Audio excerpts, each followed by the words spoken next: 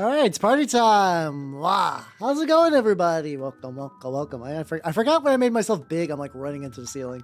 How's it going? Welcome, welcome, welcome. Let's say hello to all the fine nerds. How you doing, Steve? How you doing, Jay? Congratulations on your first. How you doing, Chieftain? How you doing, Nobody? How you doing, Moss? How you doing, Matthew? Supremely Noise. How you doing, Zetai? How you doing, Lunar Wind? Enjoy your lurk. And anyone who else might be lurking or chilling, how you nerds doing? Happy Shunday after all. Yippee. See, how you doing, Ars? Welcome, welcome, welcome. Hope you nerds are having a good day. Today's been mixed, trending good. So, I found out why my 3D printer's acting up. I did a screen test because I didn't think it like needed one, but I did now. And, apparently my screen's fucked. I've ordered a replacement screen, so that was going to happen anyway. So that's happening. That's happening. Also, today's subject is these lads. These are just vanilla Mark 6 Terminator. Mark 6 Marine armor for Horus Heresy. Oh, 2 seconds ahead of Twitch. Hey, let's go, let's go. Yeah, it's I think I try to minimize the YouTube delay, but whatever. There's only so much I could do. Also got their shoulder pads printed. So I mentioned on Twitter, cool things happening tonight, big things coming, and of course everybody was like, why do you phrase it like that? And I'm like, I was ripping off shindigs. I thought that would be fun to do, and I forget. I don't think anyone's horny for shindigs though, so maybe that changes things. Before I start painting, it's not going to be available yet, but I've been talking about this shit forever, but. After stream at midnight will be my very first pre-recorded video for hobby stuff, which is the building process and a very light painting summary of the Chaos Meatballs. I've been talking about doing this like forever. Like I've started this motherfucker back in July, I think, like late July, basically early August. Like I'll round up on that. I was able to finally like sit down and get everything finished, so it's gonna be real. I'm gonna get my black gray from Vallejo, and it's all gooped up for some reason. There we go. So yeah, I was very, very happy to get that done. I'm very, very happy about that. That means now I can work on the next video. The grind will continue forever. But to be fair, no, I want the grind. I do want the grind. Because I think I've always wanted to do stuff. And this is not gonna be like, it's also, yeah, big of true. Let's see how this pans out, but I don't know. I'm feeling pretty good. I'm feeling pretty good about it. If nothing else, I feel happy that I finally was able to get something finished. Because like I said, I've been talking about this bad boy forever, and I know I'm real bad on the like, yeah, I would like to do a thing, but like it's gonna happen when it does. So I prime these like dark gray, so I'm painting them basically the same color. I just need to make sure that the shades are the same. Fine. How you doing, son? How you doing? Welcome, welcome, welcome. But yeah, it feels good. It like genuinely feels like a weight's lifted off my shoulder. Like it's very, very funny how like that wasn't like a real serious burden, but I think it's been in the cooker for a while. I'm doing good. I'll talk about how after today's stream will be I will on the YouTubes, I will launch a video of me putting some stuff together of basically those Chaos Spawn meatballs I've been talking about forever. The video will indeed be real. The video will be real after a million billion years, and then I gotta start putting some stuff together. Especially like since my 3D printer's been out, I have a lot of these like little mini projects that I think I was kind of put on hold. I'm like, oh yeah, you know, while I'm waiting, I can get back to you. There we go. These are going good. Like speaking of which, like these right over here.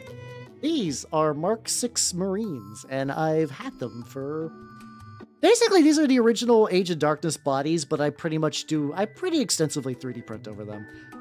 For like, these are like the most vanilla, so they're just almost primarily getting,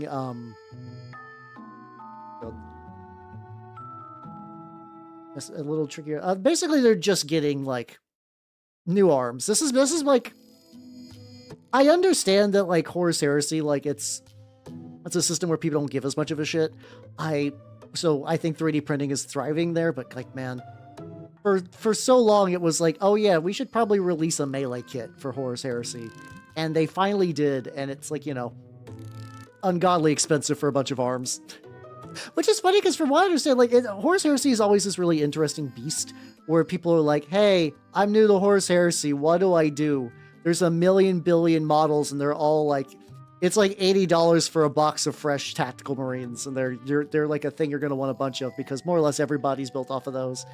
And you basically get like, they're like, just do what you want, man. It's just do what you want, bro. It's not great advice. So in this edition, like people like the same people like it's just vibe it, bro. Also are like, oh yeah, no, Despoiler Marines, which are just like kind of your typical this Marine's got a chainsword and he's gonna rip and tear, are kind of bad because I don't know why they lost the ability to get an additional attack on a charge, which feels weird because that kind of feels like the like that's like the melee reward, right? It's like you charge in, you were aggressive, you didn't shoot, which is like shooting safer, and you get like more opportunities to attack because you don't have to like really pursue everything. What the counterplay for that is like, oh yeah, line of sight's always going to be your biggest like roadblock, and then also like your output will be whatever. But yeah, and then melee is supposed to be able to, like, you have to put more effort in delivering them, but the upside is you get more murder, and now they don't. Yeah, it's like, and I get why that sentiment is spread, because it is like, it is more of a like fantasy historicals game. Horus Heresy is basically 40k historicals, including like people who get like really deep in the weeds. Yeah, I'm not like the funny thing is there's also like not really official tournaments either, which is like if you're doing 40k, I can totally see why you're like I do not wish to deviate from G-Dub's parts because I might play at a G-Dub store, and then if they, some G-Dub stores don't care, they'll be like, oh yeah, you brought some guys with 3D printed bits, who gives a shit? Just buy things from the store occasionally, there won't be a deal. And then you got the other ones, it's like, is that a third-party helmet I smell on your lieutenant? The one you want to be your special boy? Get out of my store. Like, I do think that maybe the latter are not as common as people like to believe, but they do still exist, so. That I can kind of understand, but, yeah, for Heresy, G-Dubs isn't really, like, they're not really running too many tournaments or anything, so you can kind of just go a bit more relaxed. If you don't have a 3D printer, it makes sense, like, if you want some official stuff. How you doing, bird balls? It really differs, because, like, effectively there's, like, two types of 3D printing in the grand scheme of things, in terms of, like, Warhammer stuff in particular. There are people that are like, I use 3D printing as piracy. They're like, so, like whenever there was a new Captain Titus who was shown off, people immediately made 3D sculpts, because it turns out when you don't have the entire, like delivery chain of a whole company behind you, and you're just a guy, you could make those models really quick, and people will do that, like. But then, but the big one is like a lot of third-party sculpts are unique. I like Minotaur stuff. Minotaurs are good lads. G-Dubs has now produced a Minotaur's miniature since Forge World, and that wasn't even technically them. That was Forge World, which is a subsidiary, and that's a whole bunch of bullshit. But effectively though, so it's like if you have a custom like Minotaur's emblem on your guy, if you did not make it yourself and can prove you make it yourself, technically some stores will be like, yeah, get the fuck out of here. Get the fuck out of here. Yeah, Black Friday sales, Black Friday is like always interesting because it always shows up to me personally. It feels like whenever, whenever I have my money reserved for other things. Yeah, so in theory, like there's like if you have an entirely 3D printed model, they could make you weight stuff. It's hard to tell, and also like I said, a lot of times, like if you're not going to like a mom and pop, like mom and pop shops won't care either. This is like, like I am playing at a Games Workshop retail place, which I've only seen in outlet malls. So like, maybe if you're in like the UK and like at that point, if you're playing in Warhammer World, I can kind of get it because like Warhammer World is sort of like the big place. And from what I said, I think you can get away with that there too, depending.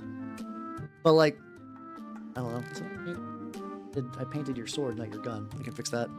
I don't know. So like, I don't know how far I'm gonna go into like going like full like assembly line of these guys.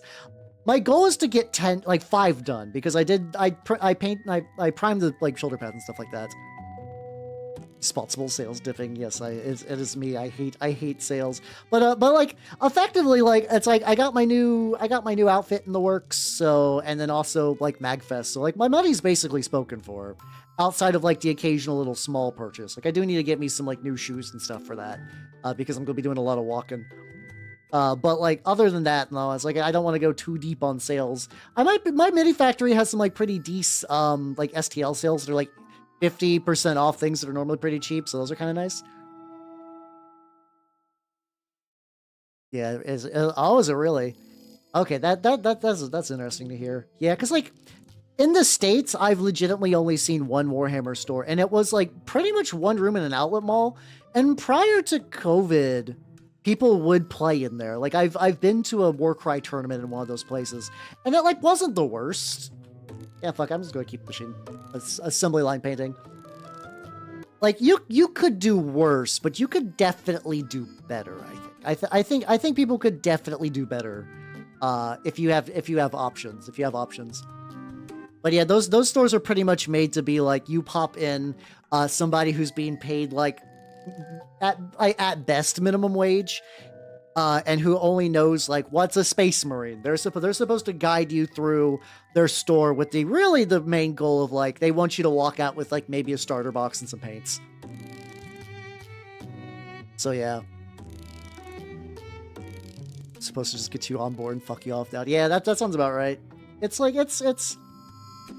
I think it's because there was the idea on the past where it's like because I've always kind of heard that concept as like where like G-dubs was sort of doing like, yeah, have you guys ever heard that kind of like theory, like not theory, it's like a statement about McDonald's where it's like they're not in the hamburger business, they're in the real estate business.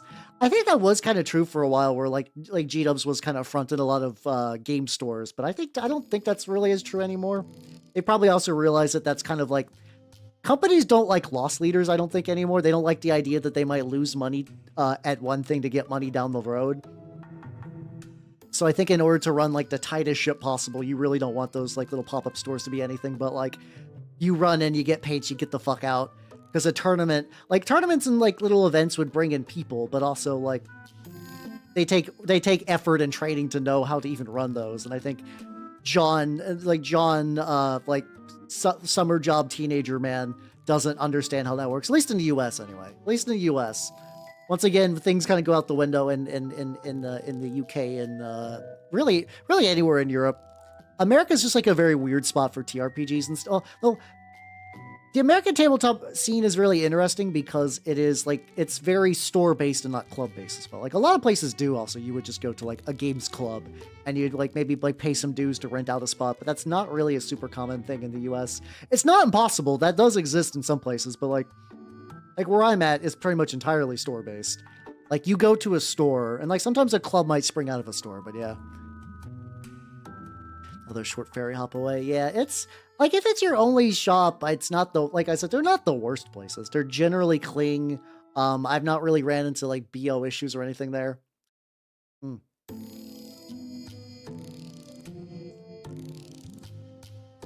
Oh, let me see. Oh, I forgot the ad break.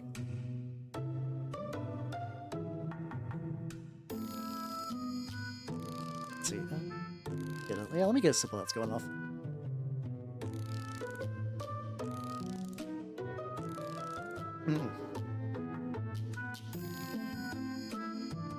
All right, I think, all right, ads should be done. Yippee.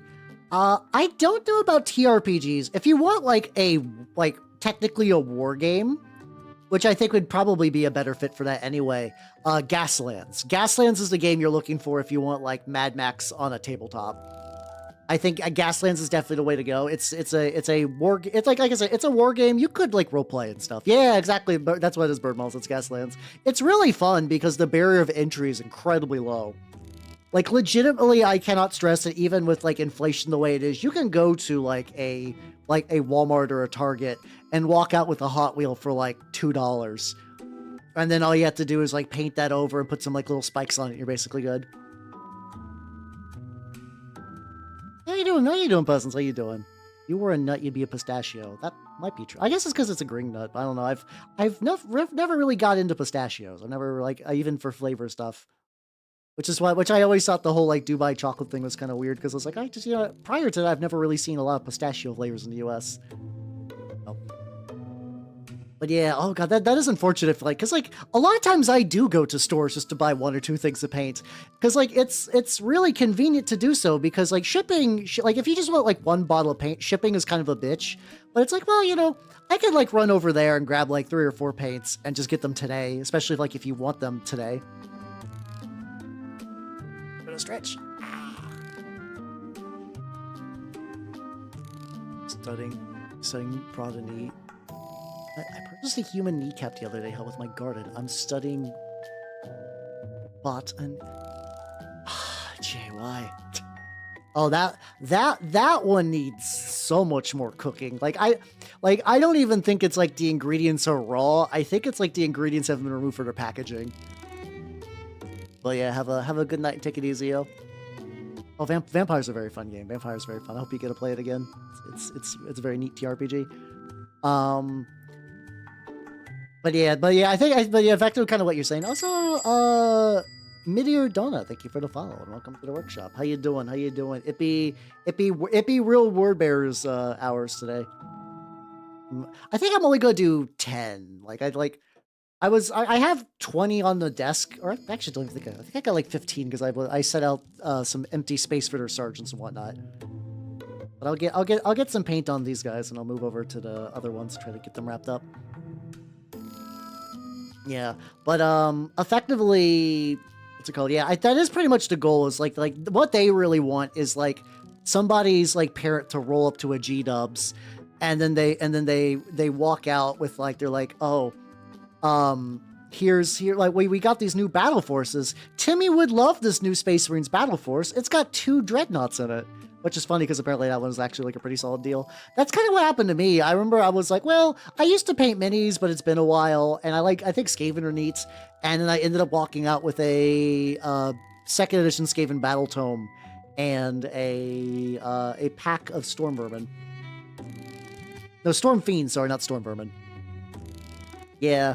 But it was really funny because the last time I went, they were so like anemic. They were just like the guy legitimately was like a clueless teenager.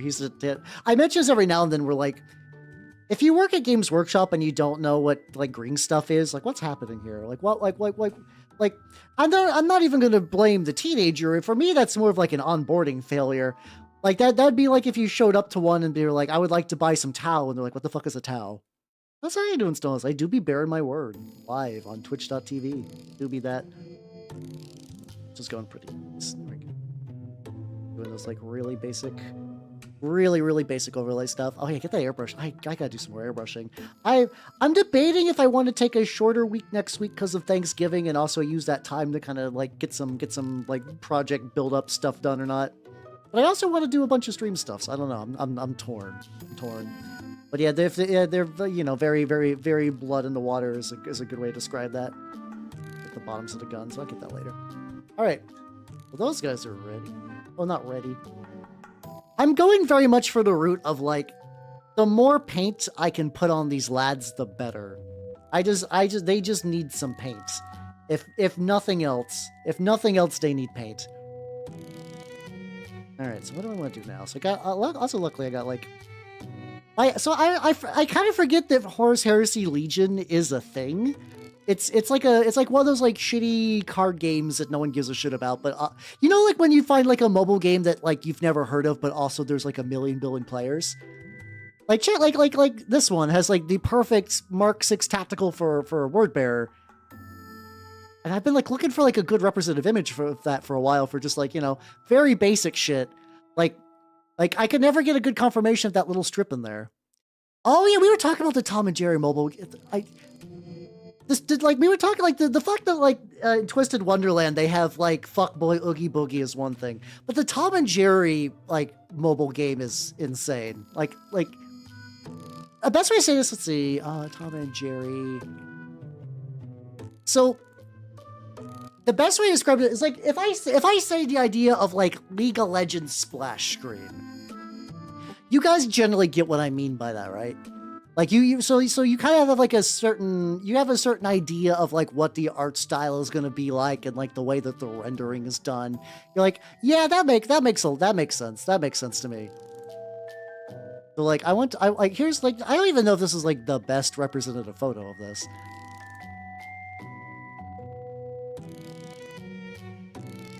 There we go. There. Oh, this is good. This is good. I'm just gonna grab a picture of this, and it's buck wild. It is absolutely buck wild. Did they have all? God, that's unfortunate. I mean, I don't expect any 40K mobile game to be good, but yeah, like look at this shit.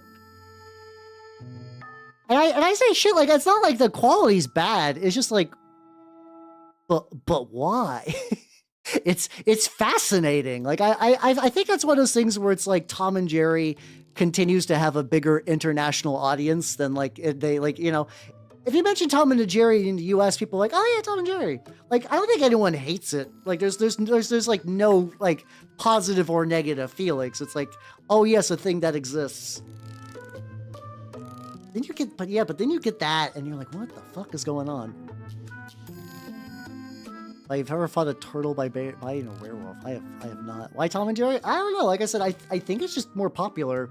I think the Tom and Jerry mobile game is a Chinese one only, I believe. Don't quote me on that one. It's either China or Korea, but like it's never been ported elsewhere. I don't think there's an audience for it elsewhere. But it's just fascinating. It could have also been they got the license cheap. I don't know. I don't know what the art is, but I do remember at one time there was like one particular, I think it was like Jerry or something like that, was drawn like real weirdly fuckboyish, which is, you know, very strange on Tom and Jerry. Yeah, I don't know. I don't have a better explanation for you, son, either. It's an odd choice. But that's why, like, every now and then we'll just get these like, what my bird most is saying. It's like super well rendered and put together and everything. I mean, I guess I could see the fuckboy vibes, but I mean the way they like very differently. Like if it was just like, I don't know, like I don't even know the combination of words I would type into Google to get that one that I remember seeing ages ago. Like I don't know what would lead to that. But I just remember it was like, oh, but why? I don't want to think of anyone like it's like I understand that, like, you know, the way the internet works, that like lewds for everything exist, and that's fine. I don't have any moral like moral hangups on that. It's just, it's like I find that like everything in Tom and Jerry is so non-sexual to me that like the idea that like something like that would even kind of like start to approach that is just strange. It feels weird. There we go. It's like finding out your like sweet teacher fucks. It's like, yeah, I mean, like, you know, objectively teachers fuck, but it's like you don't. It's weird to think about, I guess. Ah, okay. So it's mostly for like, you could roll up to like a G-dubs where you're at and play like a spearhead game of Age of Sigmar, where it's the idea is kind of even more like quick and like ideally more of like a tutorial sort of deal. Would that be like an incorrect thing to assume? Yeah, no, yeah, exactly, Midair, exactly, like that, like that, clearly that a conversation or some variation of that had to exist, but it's odd that that conversation ended up being real. How do I, buddy? If I get outside the lines on these guys, I'm just gonna touch some shit up with some red anyway. These were airbrushed, and then like right before stream, I did like a layer of brown on the base, which I figure that like once the enamels kind of get in there to like really tint that, that'll really get that going. How you doing, Shadow? How you doing? Oh, no, teachers fuck. Not necessarily each other. I mean, they can, but like, you know, like I said, it's just like one of those things. It's like you just look at something and like you just don't like really think anything about it, and then you're like, well, I guess somebody could see things like that way. But then again, I guess teachers fucking and like pop culture stuff is like a very, like even in like fiction and whatnot, that's got like a whole thing going on there. That's how you doing, Hugger Dogs? How you doing? Welcome. I'm painting some of Lorgar's boys because I have a bajillion of them. I have I got a bunch of these, and I also have a bunch of tacticals that like technically need primed and everything, so they were not ready. Tacticals would be if I was wanting to play Heresy, which I still do, but like I'm willing to play Heresy bad with tactical with a Despoiler squad. That's not a big deal. I do Crash Overdrive. How you doing? How you doing? Hey, nice joke. How you doing? How you doing? I am currently painting some Despoiler Marines for Horus Heresy, specifically for like. I also really want these guys for photography shots too. I want photography shots where I want to line them up with my cool Centaurian that I painted previously. People really like that Centaurian model that I did. I don't have like a here we actually no he's here. There we go. This lad, people really like this lad. I think outside of the horrible flesh dreadnought, he's been the one that's been like making the most numbers I've seen in a hot minute. I'm like, yay, which is good because like unlike the flesh dreadnought, I actually put effort into him and I wanted him to succeed. So this is cool. Yippee. No, like I don't think it's a sympathy thing. I think it's like just like I think Crash just saw like the perfect setup and just fucking went for it. Which hell yeah, let's go.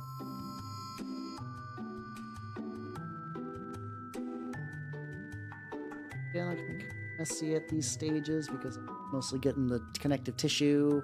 Yeah, I'm very lazy with my glow, but my glow is also just like titanium white from Pro Acryl and then like that green speed paint. It's kind of become like, oh god. Oh, I was like, I thought his wrist was fucked up, and it kind of is. That's the tricky thing with these 3D printed hands is like sometimes I just don't get the lineup as clean as I want. But I figure it's like, you know, no one's gonna necessarily stare at the wrist joints too hard, probably. This is a very unusual song, really. You know what the last song was. No, it's Utsupi. I listened to a decent amount of Utsupi on here. I think so anyway. Hey, let's go. Hey, very nice, very nice. I as a Word Bear fan, I don't hold much malice to like Smurf players and stuff like that. So you're all good here. This is definitely Chaos Country though. I'm gonna let you know. You're doing like the classic, like instead of gold trim, you're doing like the bright yellow and stuff. I do like those. I really like to see when people do those like classic schemes where they where they basically take the idea of like all these like older like paint jobs and they just kind of like bringing them up. That's something that I just find really, really buck wild. Like if you ever just like look for like I have when I was at my used bookstore, I found a issue of White Dwarf that was from like 2006. And like, and this is no shade to anyone who was into the 2006 Golden Demon, but it's like those are like weirdly more approachable. Like just like a lot of those early schemes were not like particularly like they were good looking, but like the overall skill floor of the fan base has just leapt so much. It's like, oh, people are just doing like real banana shit these days. The Rainbow Warrior Chapter Marines, I don't hate them. I don't have strong feelings about them, but also because they're like, from what I understand, they're in that like state where they were in Rogue Trader, and then every now and then they'll mention Rainbow Warriors, and then that's to the extent of their canon. Like there's not like a book or like anything else really. How you doing, Baconator? How you doing? Oh shit! So you're going like hella retro then? Okay. Yeah, because the Coat the Arms are the ones that basically like own the old like recipes for the G-Dubs paints, right? Oh hell yeah, let's go. I definitely do more Vallejo army painter kind of stuff myself, but hell yeah. I appreciate the dedication to the bit. How you doing, Buckingham? Welcome. How you two nerds doing? How you new nerds doing? How you doing, Horror Loving? How you doing? Hey, oh yeah, they really also nice. I know in advance. I've never got to try those hexagonal paint pots. They look nice. Also, Crash Overdrive, thank you for the follow and welcome to the workshop. Welcome. But they really have though. Like I think it's always the funny thing. It's like I will see a paint job from like the olden days that I'm like, this is, you know, good, but like not crazy good. And then you look at their banners, and the banners are almost universally like that. Like that is where we've regressed, and I don't blame anyone because like banners are just freehanding, and freehanding is like a whole separate skill than mini painting. Like I think I'm a pretty solid mini painter. My freehanding is like, I'm just now getting to the point where I can be kind of consistent-ish with my prayer scrolls and whatnot. Lorgar was a good boy. No, I'm definitely on the, like, Lorgar did a lot of shit, but he was treated badly, and then also, like, I like that he's fucked up. I've never been a big fan of, like, this Primarch can do no wrong. He is eternal and wise and super cool, and he's got, like, 30 goddamn dicks. Like, I've never been, like, on that. So, like, whenever you see, like, some stuff show up, I'm kind of like, yeah, whatever. How you doing, Turtle Sages? How you doing? I might have said how you doing already, but if not, how you doing? Like, it's kind of interesting, because, like, that's definitely, like, I think every Primarch I've seen so far in Horus Rising. Like, mind you, I've read more of the Heresy books, but I've never started from the beginning until recently. Sanguinius is fucking weird in Horus Rising. He's very strange. I don't understand. Like, I guess this is, like, I know this is definitely, like, early on in the, like, he's the goodest, preciousest boy and everyone loves him. But, like, he shows up and he's, like, covered in, like, hair dye and he's all chained up. Like, he kind of, the way he's described makes him sound like he's, like one of the Kiss cast, basically, like, there's Gene Simmons and then, like, the rest of Kiss. I know, like, Paul Stanley and I think, like, one other. I don't really know much about Kiss. But he's described like one of the non-Gene Simmons Kiss people, and it's like, what the fuck is happening here? This is Sanguinius, what the fuck?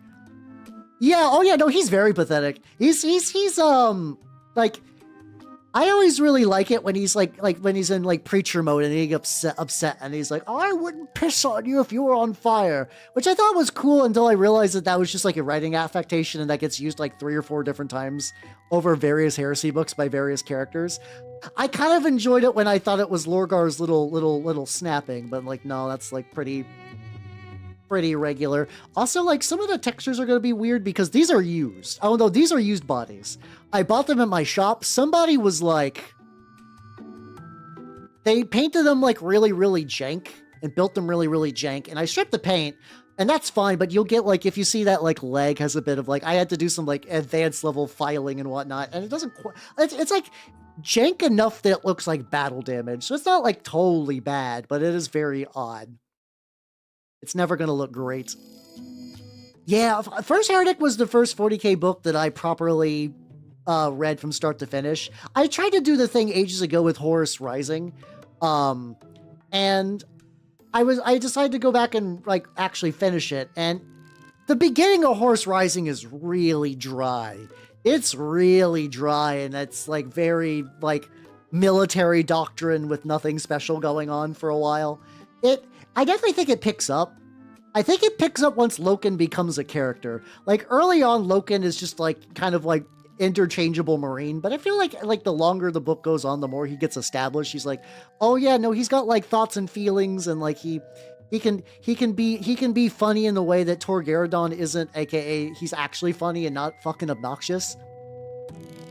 So yeah. No, I mean, I know Kurz is, yeah, Kurz is fucked up because of that, yeah. But yeah, I like it. First Heretic made me a Wordbearers fan, legitimately. It was a very good book. Because prior to that, I actually got all my Heresy stuff with the idea of going to Death Guard, because I do like Nurgle stuff. I have a Nurgle and Death Guard and whatnot. But I think Heresy is sort of the era that Wordbearers really shine. They're, like, really fun. They're also, like, a lot of the other traders are, like, still pretty, like, you know, like, they're very vanilla Marines at the time. Wordbearers are the ones that are like, fuck you, we're going, like, I just remember in Betrayer where they're talking about, like, crucifying Ultramarines on the sides of their tank. I'm like, you know what, fuck yeah, let's go. What else, how do I paint rats? I do paint, not today-ish. I haven't painted rats this week, but, I still got my Heresy rats I need to do some stuff with. Not Heresy, my Mordheim rats I need to do some stuff with. That'll happen. I was debating doing those today, but I was like, you know, maybe, like, a different little project. Yeah, just feeling like something, like, a little different. I don't think that'd be too bad. Yeah, no, I do. I have a billion, like, Plague Marines. Plague Marines are just, like, I just have a bunch. I like them, but Plague Marines are really bad time investment-wise for infantry. because like, you know, they got a bunch of little greeblies and tentacles and trim. They're like, and it's weird. I'm like of two minds. So like, I do like the trim and tentacles on them, but I see the argument that a lot of people why they wouldn't like them, and also it does make them aggravating to paint. I will fully agree on that. I think besides that, I have like a couple of like Pusk oils from like Age of Sigmar and some other stuff. So I'm like not totally tapped out of Nurgle, but arguably it's like if I was to never paint a single like Nurgle model for any of my Nurgle armies, whether it's Age of Sigmar or Age of Sigmar or 40k, I'd be fine. I'd totally be fine. Oh, Tower's pretty legit. I don't have the strongest urge to paint Tower or anything, but I did really like Elemental Council. I say Elemental Council is definitely, I think, one of my favorite books in all of the 40k stuff. Elemental Council Flux. How you doing, Oni? How you doing? Welcome. Like, I would say that, like, especially the audiobook is pretty solid. It is... And I shit you not, it is 17 hours. It is a long book, but it doesn't feel long. Like, I don't, like, there's been 40k books I've been like, please, I just want this to fucking end.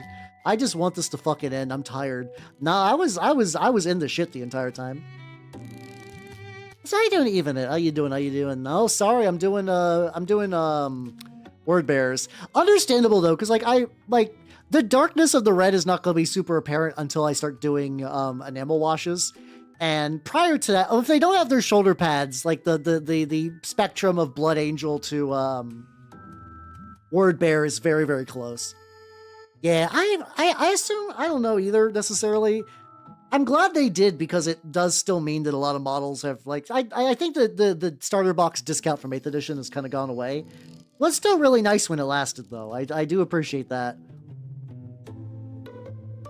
Just painting my gang. Hey, let's go. It's unfortunate that you lost, but it's Necromunda, so it's like I feel like it's like one of those games. If you lose, it's like not the biggest deal. Hopefully, the game was at least fun and whatnot. But yeah, definitely doing word bearers. I do got the shoulder pad. I'm leaving them off separate until I get the main models done. So I got the funky little ones with the symbol, and then I got some spiky pads because I had STLs for them. Why not? Yeah, I like many other people still have a bunch of beakies to do from the Age of Darkness box. Well, these are, like I said, these are used because legitimately, like, every now and then somebody will go to my shop and be like, fuck Horus Heresy. They won't say that, but like my shop has a used section, and used things basically come in two varieties. Sometimes people will be like, well, you know, I got this like Lehman Russ, but I actually didn't want to do guards, so I'm just going to trade in the Lehman Russ. And then you got like, oh, somebody just traded in an entire army. So it's either like somebody died or there's a breakup, or just like they just weren't feeling an entire army. And those are the ones I tend to see more for Heresy. Heresy very rarely has like, oh, you know what? I actually didn't want the Rapier batteries. I don't need those. It's always just like, here's somebody. In my experience, it's Raven Guard, weirdly enough. I always find that like whenever there's like a big dumping of models there, it's always Raven Guard, and I don't know why. I don't know why. I don't know if this is like where Raven Guard was like a meta for a second edition thing and somebody was getting a little too like meta chasey. I don't know. Very strange. It could always be the same guy. It could be a guy who just like, yeah, I like Raven Guard for hair. Oh, I hate it. And this, like, they just keep buying and like trading it back in. It's just like a forever like tug of war. I can see that maybe. Or that's true, yeah, I guess he doesn't want to overload the store, so he just shows up and like, here's a bunch, and here's my next bunch, like a couple months later, and that'll just keep going until eventually he's fully tapped up and he's like, I'm free. The Heresy curse. I can finally play my true calling in Heresy, which is militia. I do think militia and Heresy is cool. I kind of have plans that, like, if I ever wanted to organize my turnip stuff, I could do. Got a little out of line, it's fine.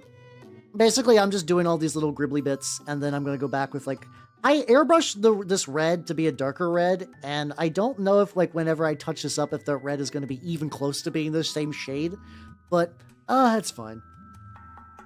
Once again, these are going to be these aren't tacticals, these are Despoilers, but, like, they're chaff dudes, it'll be fine. They'll look good in a big old fucking blob, which is, oh god, speaking of big old blob, that was a mistake. That was bad. My brush quit being pointy for that one bit. That's fine. It'll be fine. I actually lose 2 games. Oh, ooh. Is like how bad is the snowballing in Necromunda? Is it like if you fuck up like that, are you basically like doomed forever, or is this just like well, next game's just going to be an uphill battle, so I might just play it like calm and maybe like try not to engage or whatever? How you doing, Battle Rock? How you doing? Welcome. I am mushing my way through some Despoilers. It's going relatively alright. Going relatively good. So that thing is like the more color I put on these guys, the better. So yippee!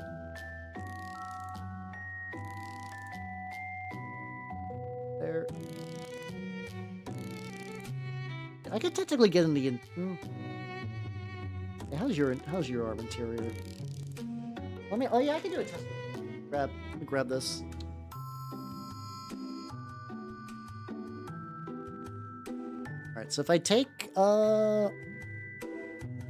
oh god, I'm surprised 10-year-old. I guess depending on the age of the game, like probably still works. Okay, good. Yeah, I probably don't need to get those bits. All right, that's cool. And one more. There we go. Not yet. I know Ash Waste is primarily like you get like extra vehicles and shit. So why did I put the black in my tri palette? That's a weird choice. I have a wet palette that I use, but for some reason, and I keep my metals in there. For some reason I actively put this black in there and I don't know why. It's actually kind of getting gunky too. Weird. Okay. I guess if I need to like add some more paint, which I haven't yet, I can just put it directly in there and that'll be fine. I'm realizing how much in tonight's stream is just me painting the ass cheeks of some Marines. Yeah, I mean, you gotta do that sometimes, but it's just did not really cross my mind until right now. But yeah, I know there's like vehicles and some. It's like one of those things that I keep feeling like I'm missing. It's like, not like the shoulders. I mean, like I'm forgetting something. No, I just did not get to that like little leg stretch, little stretch of like. I don't think this is the Black Carapace. I know they have the Black Carapace under their armor, and I don't recall if these exposed joints are just exposed Black Carapace or if this is just like a separate coating on top. Like some like Black Carapace and then over that some like rubberized bullshit. Oh yeah, you are playing Ogryn. Oh god, yeah. Oh, never mind then. Yeah, losing 2 Ogryn sounds bad. Is there just like a thing that if you get too fucked, you could just kind of like mulligan, just come back in? You're like, all right, this is a new gang. They just also happen to be Ogryn. I mean, like you kind of got to sometime in some games, but still unfortunate. How you doing, Yuita? How you doing? I do gotta paint the gooch. Actually, well, kinda. Like the Grundle is armor reinforced, though I am getting a little bit of black on the Grundle, so I'll probably actually have to legitimately touch that up with some red paint later. That'll be fine. But yeah, oh god, yeah, losing 2 Ogryn is kind of brutal.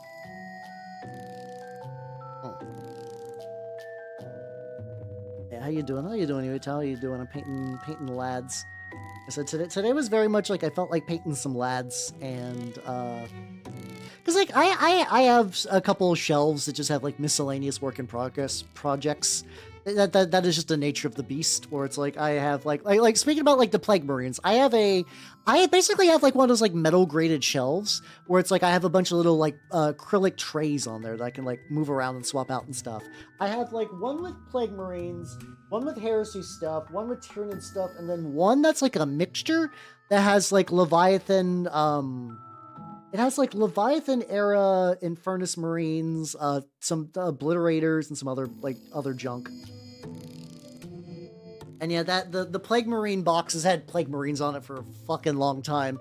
I think every now and then I like pull out a Plague Marine. I'm like, oh cool, this is gonna be a model I'm gonna work on. I hate these two. Hey, let's go. Get you a nice plush, especially if it's gonna be on. I don't know if that kind of thing would be on sale. I don't know, but if it is, that'd be cool. I know there's like one plush I might be getting. Like every now and then when a VTuber, like friend of mine, friend acquaintance, I don't know.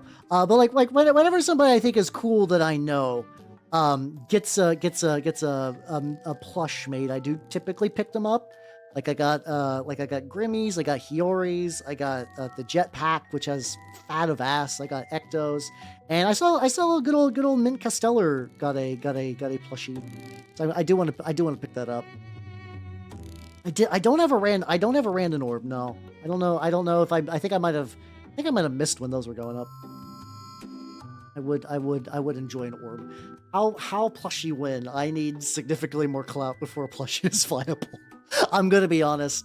Maybe I have to check out a Black Friday sale. It was really funny. I was looking like I don't know why. Like I have some like weird thrifting brain problems where like I saw that she had like a section of like defects where it's like, oh yeah, no, there's like a little paint smudge here, or like we accidentally misspelled a letter on this jacket, and I was like, ooh, what treasures are in here? And apparently other people had the same idea because all the treasures were cleared the fuck out. I think sometimes defects have some like fun like character to them, soul if you will. But like they were all easily cleaned out before I even got that far. Alright, so there we go. So even though I got a bunch of gray for these other lads, those ones will just go sit to the side. That's fine. I need to focus on. I need 5. I need to at least get 5 going.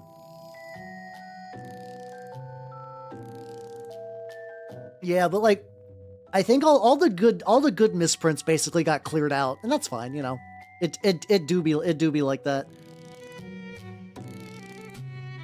Yes, okay. I need to get his. I think also like some of the axe, some of the swords. I think have like a very slight issue on there. So thank you for the headbat. Thank you.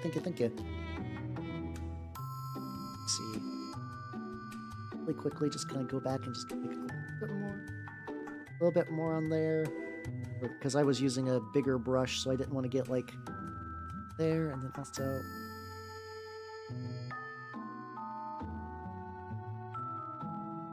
there we go. So yeah, I don't know. Maybe I'll just see what the Black Friday sale looks like. Like I've mentioned, I don't want to go too deep on buying shit. I don't want to go too deep on buying shit. Slight oversized or underslight. Yeah, I think that would be fine.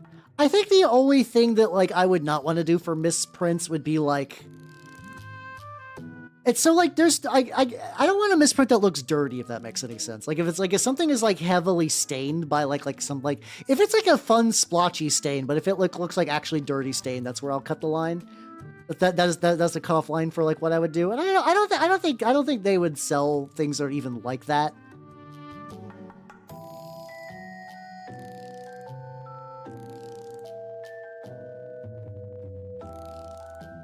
A little bit over here too I might want to get. Let's go. 2 bat bags.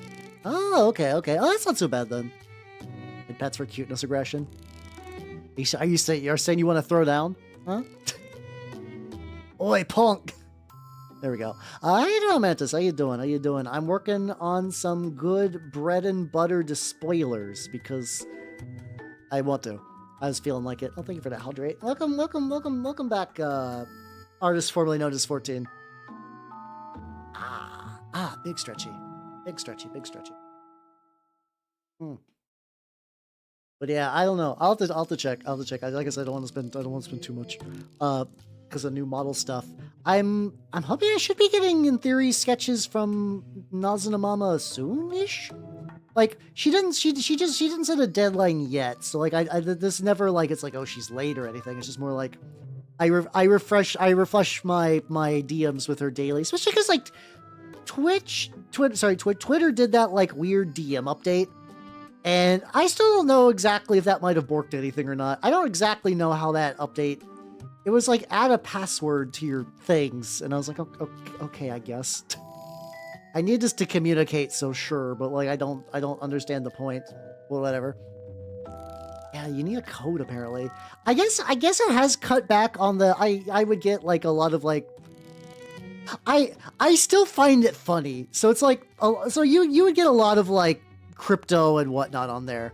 I always thought that funny that the one ad that like I knew it was a scam and everything, but I just loved it was like, hey, are you looking to date strange women? Like it was labeled strange women, and like honestly, yeah. I think strange women are kind of like what I'm into and like in my strike zone. Like I like they're like it's like you're not wrong, scammer. I know you're a scam, but yeah. Yeah. Yeah, nothing to look shat on, I think, is a pretty solid bar for that kind of thing. Yeah. Oh yeah, all the Horus Heresy sculpts I've been pretty happy with.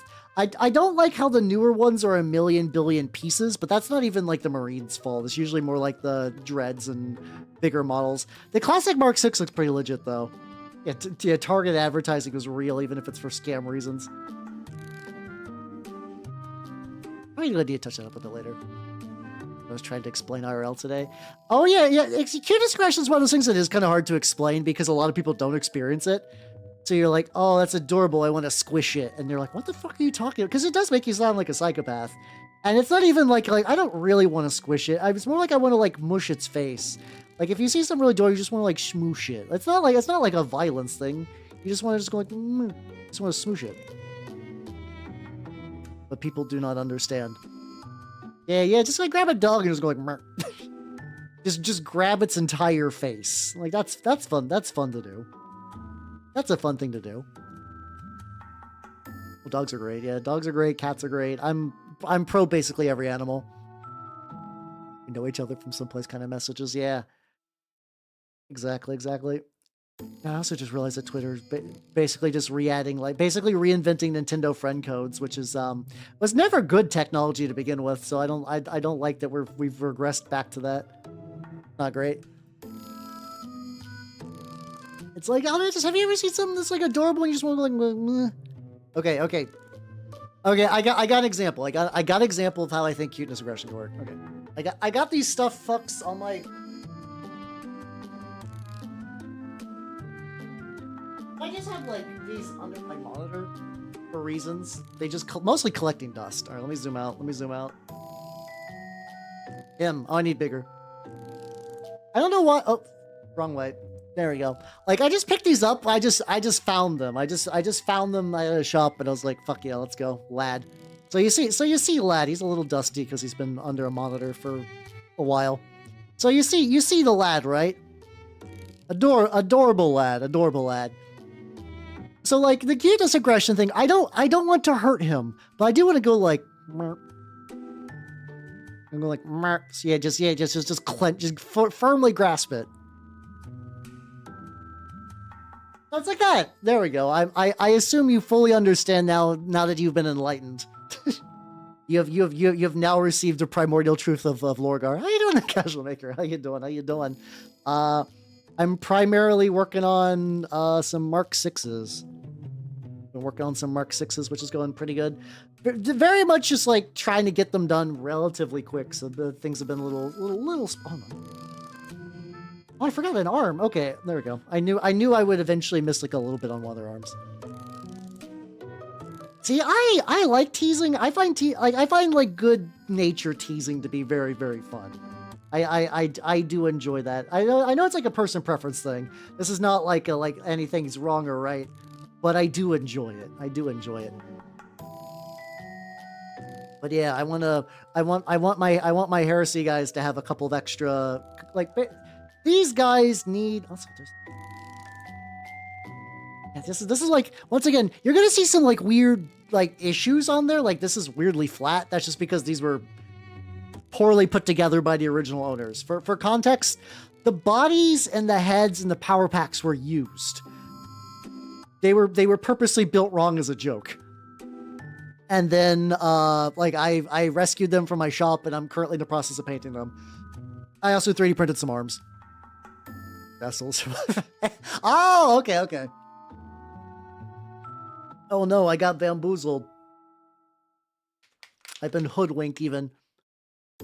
My good-natured goth girl bullied me, not erotic. I think if you say like goth girl bully and then not erotic, like there's like a post I remember seeing where it's like a lot of people were asking me questions about my child trafficking shirt that is answered by my shirt. It's like it feels like it's like one of those like I feel like the fact that you brought attention to it's a little odd.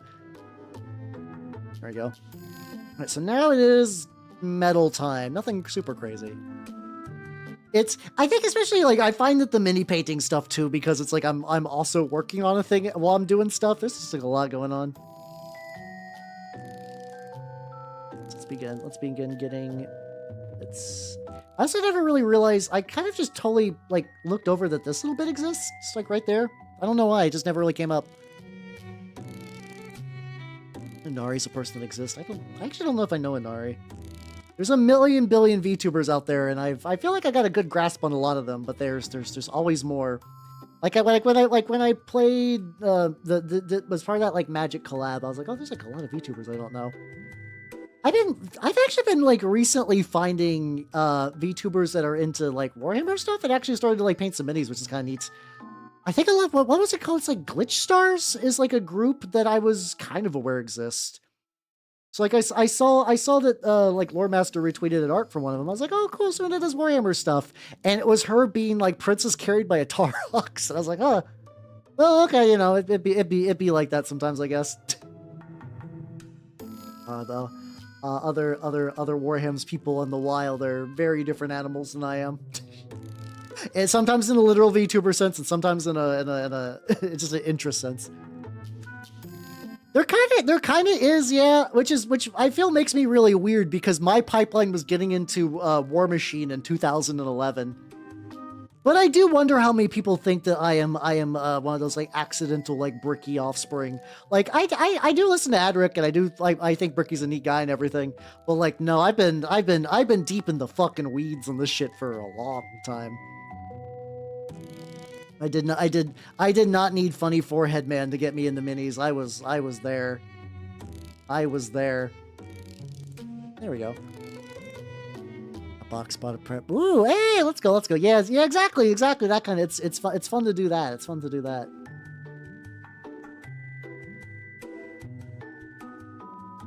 Bring this up. Sorry, I just need to bring this up in my face real quick. There we go. There's like a tiny little bit where that was at. You know, actually, what I might do?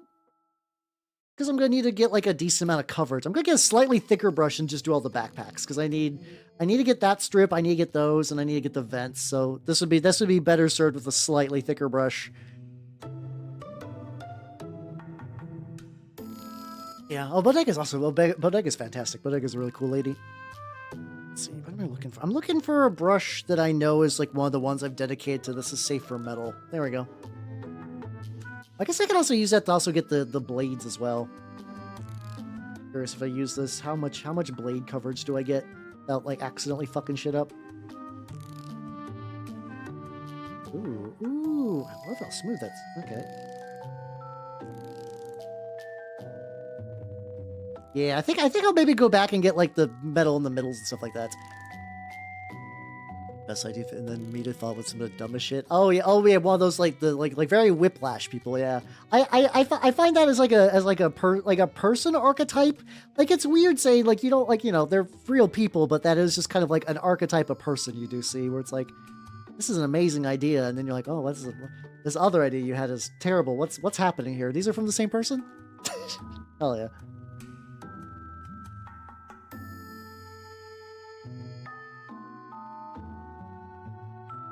We totally got some red left on there, but that'll be fine.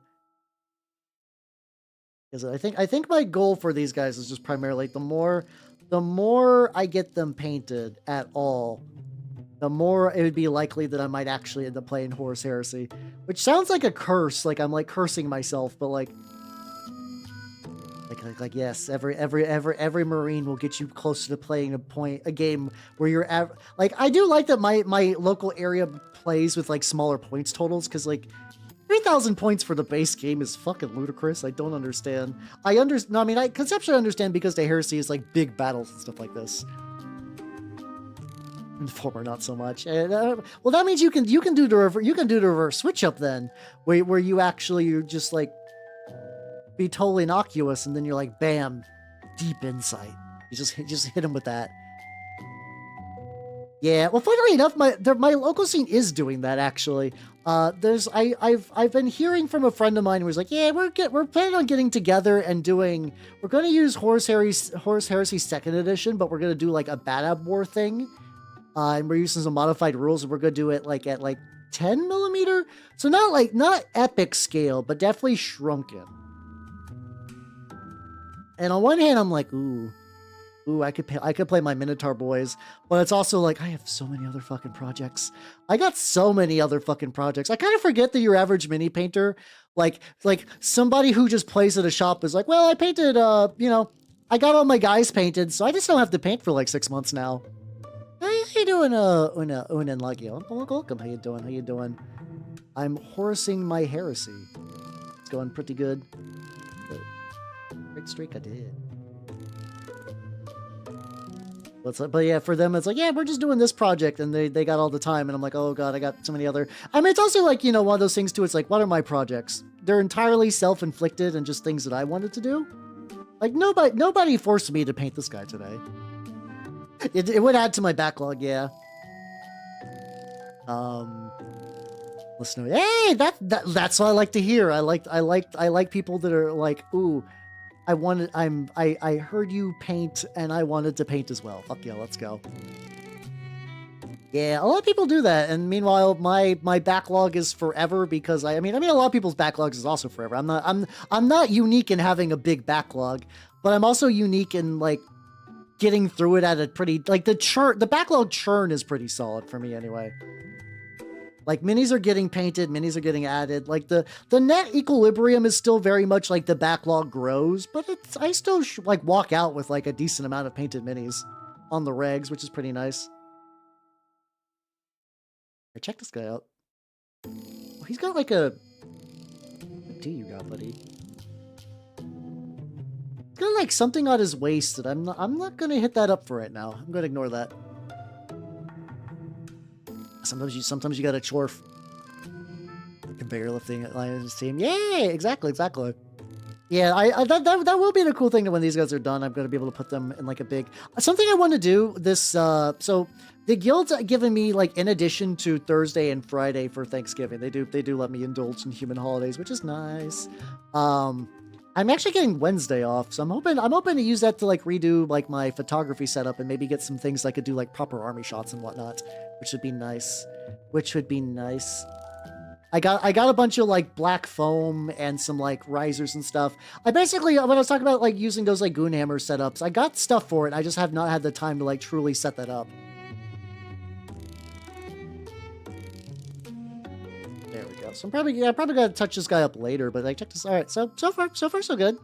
Getting shit on there. Yeah, I'm hoping to like this happens to me every couple of months, and I think it's good from like a growth perspective where it's like I'm like my stuff is shit. Like not that I'm like I'm bad or like my photography's bad. It's like I can go further. I can improve this. I can push this upwards. Which is what I'm gonna be doing.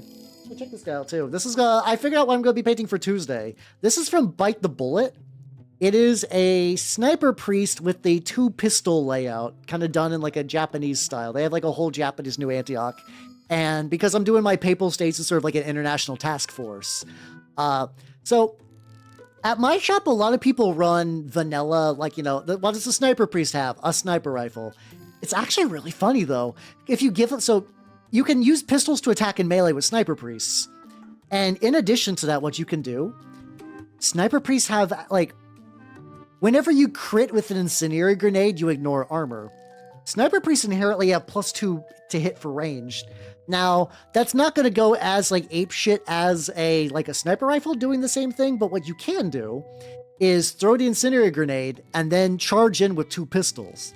And it's like, hell yeah. How you doing, Grind? How you doing? Welcome. Huh. I'm going to be... I actually don't know if I've ever seen your food photography. Oh, there we go. That's a goal for 2026. Bring back the food photography. Yeah, he's basically gonna go like full John Wick. So like what I've always seen my friend do with their sniper priest is that they'll shoot, and I will go out of my way to gank it. And the sniper priest usually does work, but I do think maybe increasing the amount of attacks it has from like 1. That might just do like a hit to 3 might be pretty spicy, even if that means I need to actually get up close. They're making cheesecake. Woo! Hey, let's go. I know cheesecake is really hard to do, so best of luck with that. But that does sound legit.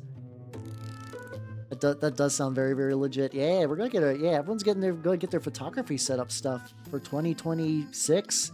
2026 is the year, I say every year. Which I need to think about what to do for, I didn't, like, out of everything that I think I succeed for 2025, the one thing I did fail on was my lemon pig. Like, I'm writing off the current lemon pig as a failure. It just never really worked right. I don't think I'm going to do resin pour lemon pigs again. However, from that failure, I have a really cool idea for what to do for the 2026 lemon pig. So, brace for that, because there's a piece of hardware I want to buy for that to make that happen. Nah, it's just like, so, like, I was trying to do a resin pour, and, like, I tried to get it to look good, and resin pour last time, like, the first time I did it was, like, very, like, fucky, but it did work fine. And then the second time, though, it was just, like, too many bubbles, and it just didn't sit right, and it just kind of, like, unmotivated me to actually finish that project, so I'm gonna write that one. I was like, yeah, first lemon pig failure, but I got some cool ideas for next year. I use a Panasonic G50. It is a mirrorless camera. It is a mirrorless digital camera, yeah. I don't think you need this to do like mini hand cam streaming or anything, but like, this is my thing. And I also, like, honestly, I got it during COVID checks. When people were getting COVID checks, I was like, yeah, no, this is anything I can do to improve the quality of my streams, I should do. So I got this. Oh, I guess you can basically make cheese out of everything. I know so little about, like, I about said fantasy cheeses. It's like in a long land far away, the cashews made cheese. Like, I understand that you can do that, but it's still very funny. It's just to think about that. I just did not even consider that. Hey, let's go. You definitely need to get like the big thing. The tricky thing is, like, does your camera have cling output? Mine does. Mine does have cling HTML, HDMI output, that is sort of the important part of this. If it does, great. If not, like, it's not going to work as well as you would think. Oh yeah, I have the C920. That one was pretty solid for. I still use that from time to time for things. That's the camera I use whenever I'm playing with my buds for, like, Pathfinder and stuff, where it's like I don't need that for streaming reasons. Or 2 automatic pistols, incendiary ammunition. Yeah, I was debating that, but, like, I'm playing Papal Force, so, like, I'm a kind of strapped for cash for pickup games. Like, I only have, like, 500 ducats, but, like, a shitload of glory. So basically at the moment, I've only got 2 regular pistols, but, like, incendiary grenade. I could maybe see if I could squeeze incendiary ammo in there, though. My plan right now is I want to pair it with the, I'm fire teaming it with my Lector, which is, like, the, like, unique version of the Cleric. And that Cleric has the Pontiff Cross, which, so fire team together, the Cleric will get 2 shots with an SMG, and then it can bless the Sniper Priest, and because it's got that cross that says you can take risky actions without any penalty, I can then just kind of give it to the Sniper Priest in case I need it for, like, an extra die to chuck that grenade to get in there. It's micro. Oh, that... Maybe it'll be, like, a converter for that. I don't know. I don't know if that's going to be used for streaming. The thing is, like, DSL camera photos for mini photography is really nice. Like, all the, like, if you saw this, that's also a DSLR camera. Totally different one than I use for streaming. I used to use a Canon Rebel, but the thing is, God, this is fucked up. I didn't know that there was a Mark 1 and a Mark 2, and people online would just talk about them interchangeably. They're like, yeah, the Canon Rebel has cling HDMI output, and I was like, oh, cool, okay. And I got it, and I was like, wait a minute, what the fuck? And then later I found out that there was a Mark 1 and a Mark 2. Yeah, that many adapters might fuck with some shit, but, like, hey, if you already have the camera and, like, if the adapter is something you already have or it's cheap, you might as well. There's if you already got the stuff, there's very little opportunity cost. Or legs at a grazing field, indeed. So yeah, just free roaming cashews in their natural environment. So yeah, this will be interesting. This will be my first time doing New Antioch as well, because everybody in my local group was playing New Antioch, and then that kind of died down. Like, I haven't seen a lot of those people. I think a lot of them were waiting for the game to be fully released before they super committed. But... Hey, there we go. There we go. I think I also get the... This is like a slightly thicker brush, but I think I can still get the little dots on it. Yeah, let's go. I think basically like every color I'm doing tonight, so well, I'll also probably need to do some touch-ups later, so that's not too bad. So today's goal is primarily just to get paint on a mini. Throw it by 6, so I was like, well, yeah, so it's like everybody was playing that. I think it's because like, this is no shame to people who like New Antioch. New Antioch is very much at the crossroads of what a lot of 40k people coming into Trench Crusade like. Because New Antioch is like, what if you have Imperial Guard with Terminators? And like, that's not a terrible sales pitch. I totally understand somebody getting into New Antioch because of that.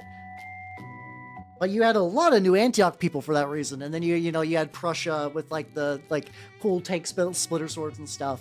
But I wanted to do Papal States because it's weird.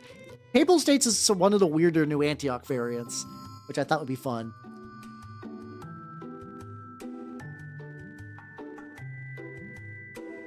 Exactly the reason, yeah. Oh no, yeah, understandable.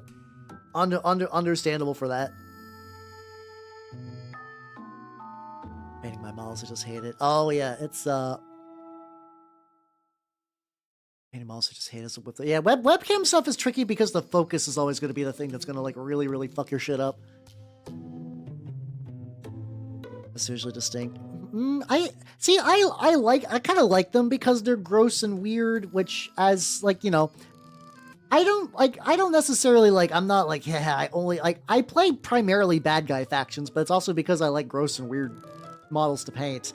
And like, like the Imperium is gross and weird, but a lot of the Imperium stuff doesn't reflect that unless you go out of your way to do so.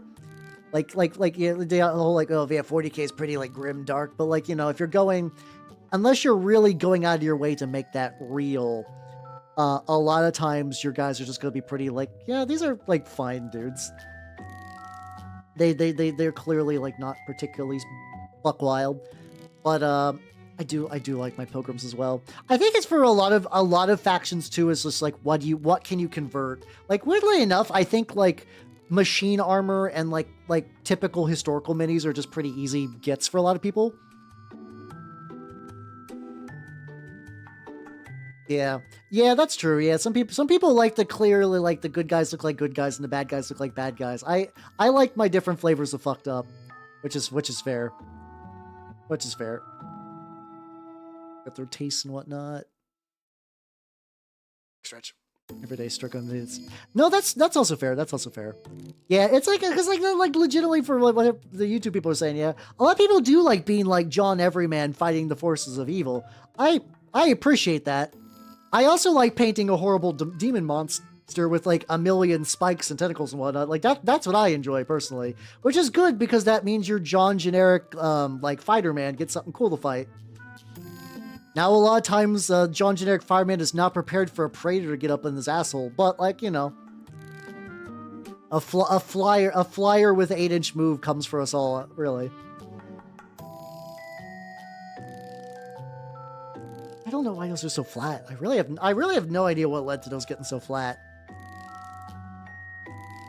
Guess I'll deal with that later though. It's also kind of weird. I'm usually like not a big fan of batch painting, but I kind of like doing this. This is kind of nice actually. This has got some like Zen peacefulness.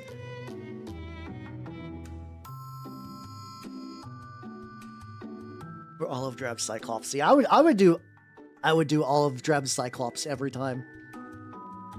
Well, that's just me. I'm built different. I'm built raw.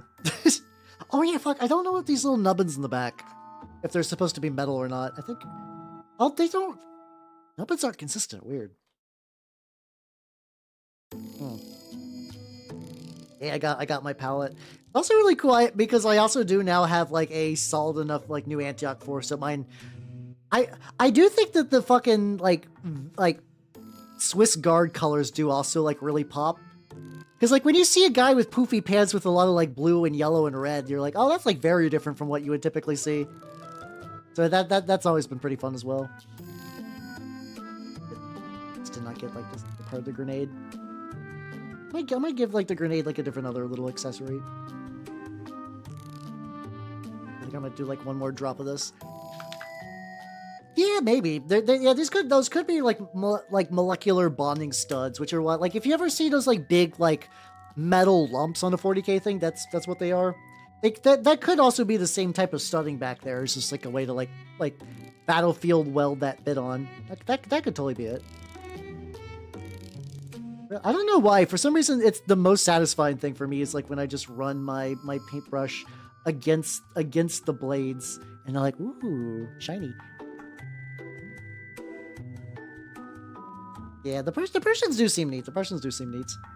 That was the other one where there's a lot of people playing Prussians. How you doing, Noodles? Welcome, everybody. Welcome, welcome, welcome. How you doing? How you doing? If you do not know me, I'm Halbernut the Mimic Elf. I'm miniature painting VTuber of the Nurgle game variety. And how's the battlefield, Neo? Oh yeah, because like everybody else in Trench Crusade, basically like they didn't really have time to sort of like develop democracy, so everyone else is kind of like not. That's pretty fun though. Yeah, welcome, welcome, welcome. It do be Noodles. It do be Noodles. Noodles, oh noodles. Yeah, I'm currently working on some Horus Heresy. I'm working on some Horus Heresy Despoilers because I have, like I said, I don't think I have the lieutenants built, but I basically have like everything else around the lieutenants, and I'm just trying to get some like, just get some colors on them, and I'll probably like realize that there's like little touch-up points I need to hit, but that'll be fine. Something nice and chill. That would be cool, yeah. Because you basically got like the wall, and then you got like a couple of like the Mamluk people who are just sort of mostly chilling, and I guess no, the Mamluks aren't chilling; they're having a bad time. But it's like, you know, they're doing their own mercenary thing outside the wall. I did get my Mamluk painted up. I actually got him and my Witchburner finished. So expect a mini photo rotator thing of them maybe next week. Maybe.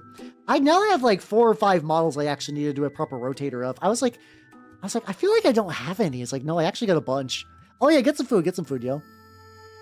I don't have Persian troops yet. Ooh, that also feels like one of those opportunities that, like, which I really like about the Trench Crusade scene, that if there is like a historical niche, people will just be like, yeah, fuck it, here we go. Like they do that for sub factions, but then you also got people that are like, fuck it, Ottoman Turks, why not? Nobody's made Turk models yet, but we will.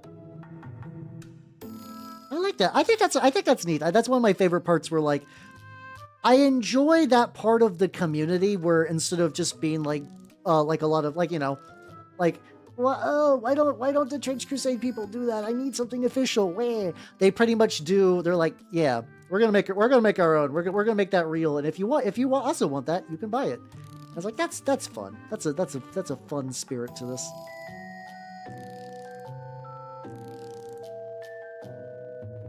There we go. It's pretty much Sultanate. Ah, there we go. Ah, gotcha. Still cool though. I forget what the models that the people made that were supposed to be that. If they were supposed to be just like an Iron Sultanate. I don't think they were like a mechanical variant. I think they were just like fun alternative minis, which is neat. I'm also the opinion that I don't think every country needs a Trench Crusade variant. I kind of really like the idea of just like playstyle variants more than anything. But you know, the new Antioch set a dangerous precedent where like every country needs to have its own bespoke army rules, which I'm like, I don't know about that. I kind of like the more abstract of like, this would be like a more like a melee sort of thing, and this is like, for all the shit that I'm not the biggest fan of 10th edition, I really kind of like the idea of like a lot of like the Space Marine detachments that are based more on like combat doctrine than like specific chapters. Just so that way, so if you want to play like a certain style, you don't have to be like, well, my Ultramarines are blue. My Ultramarines are just basically like blue Iron Hands and stuff like that. Moroccan rules as a Sultanate variation. I mean, you could also just do it. I don't even think you need the alternate rules. I think you could just like use the base rules. Like maybe Defenders of the Iron Wall, maybe. I think you could just do that with the minis and just like, you know, just work on your fluff and whatnot. Like you know, like fluff out your dudes as you wish. I don't know if they need bespoke rules. That could just be my personal like thing though. If you want a homebrew rules, definitely go for it. Don't let me stop you. That's true. It is fun to make up rules. I do enjoy that. Currently the way I'm indulging that, I don't really have this super committed anywhere, but I have been like slowly working on the idea of a like alien invasion RPG by way of magical girl stuff, and it's been going pretty good.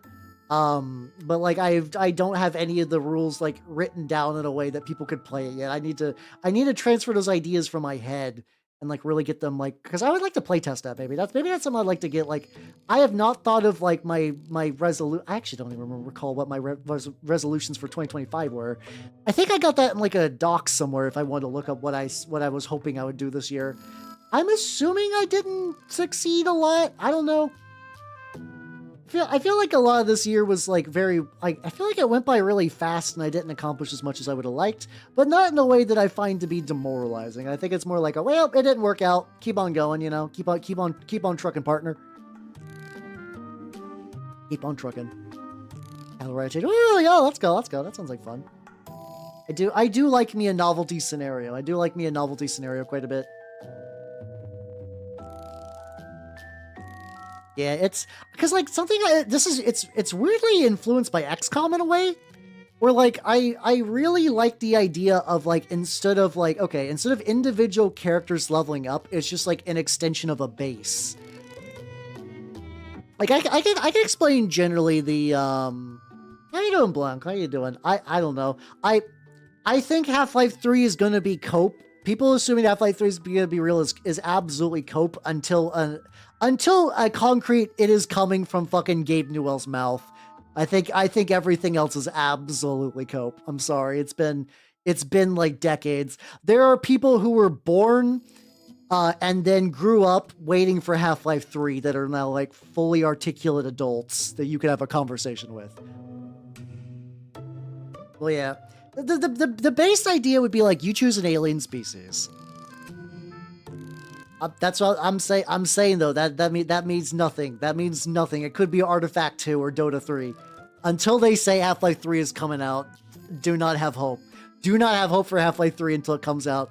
I'll eat my own words if it's real, and I will be like I was wrong. But like, listen, I've been on the internet for so long. Half-Life 3 has been like totally reals this time for reals so many times. So many fucking times. It's just not. I don't think it's healthy to have hope for Half-Life 3. I don't think it's healthy. Wait till an official announcement. Wait till like they actually say we are releasing Half-Life 3 on this date. Even if they would drop a trailer, if they were to drop a trailer for Half-Life 3 today, if it does not have a date that comes out, ignore it. But basically the idea was like Portal 3 would fuck. I think Portal 3 is more realistic than Half-Life 3. But the basic idea is like you would be a alien species, you collectively with the rest of your party. And in order to like do your sort of like clandestine missions with humanity, you would have to kind of like symbiotically possess a body. And depending on your approach, like you could do like a beneficial thing where it's like, hey, you need some of my power, I can help with that. And then the person you're kind of like going like kind of cohabiting with would be more like willing to listen to you instead of constantly trying to resist your control. And then like every time you do like a session or complete a big goal, you get to level up your base. And your base would have things for like having like maybe like a cold storage area where you could store like extra people you're possessing, or like ways to upgrade their stats so you could just like make people really, really strong, or like unlock their Esper powers. Cause like, you know, I really love the idea of like Espers and like aliens being connected with like, you know, that whole kind of like psychic power thing that aliens are just really strong psychic beings. And that ways, instead of like your players were like, oh, I'm playing a character, I have my whole route built off. Effectively, everybody would be more or less like the exact same build. Like everybody would be functionally identical, but like your choice of like person you're possessing, and then also the group collective of like what you would want to do for your base upgrades would really change how the game progresses. Yeah, effectively you'd be playing Cube, but he has to actually like go on a joyride, more or less. And then you would also have to deal with like other aliens, and then like kind of effectively like the global version of like basically the global version of Men in Black, which are fully on board working with aliens. And if they're kind of, there would be kind of like the breach of like the Masquerade. They would be the Masquerade breach, where it was like, okay, you've been too blatant for too long. We the people who are sort of in this like global Men in Black, we'll kill you now. And they're sort of perfectly bonded with their agents and everything. So stuff like that, yeah. Oh yeah, no, the thing is, like, they didn't need a killer app to sell the Steam Deck. They didn't, arguably the Index sold decently well, and like, what was the one game? That was Half-Life Alyx, which is a Half-Life game, fair, but like, I think the idea that people are jazzed for the GameCube without any exclusive games, I think that's enough. Yeah, so it's like, I have the idea for that game. And like, I actually have like really base mechanics for it lined out, but I need to write them down. I need to make them into a playable state that if somebody wanted to playtest this with me, which I think I would like to run some stuff like that. I would like to run some playtest sessions of that, but I would need to, which is maybe I'm hoping to do maybe during the break. Get a little bit of Christmas time, and maybe even like a little bit in December, because the guild gives me some fairly generous hours during there. Yeah, so here's my thing, right? I upgraded my PC a while ago. It's not great, but it's like I mostly play old games. If I was to get one, it would be for a dedicated stream box. It would be like I would play the game on that, or like I would offload Vtuber Studio to that. I'd basically move some aspect of my current streaming setup to the GameCube, and that would be it. And I think that would be enough. Now, however, that's all the only thing I really would want to do with it. I don't know if, like, they're saying it might be like $700, and I don't think that's a bad. Some people are like, it needs to be as cheap as a PS5 or it's going to die. I don't think you can do that anymore. Like, I just don't think like PC parts are going to work like that. But like, even if it's at supposedly like $750, I think that would be like a good price point for that kind of thing. But I don't think I'm the audience for it.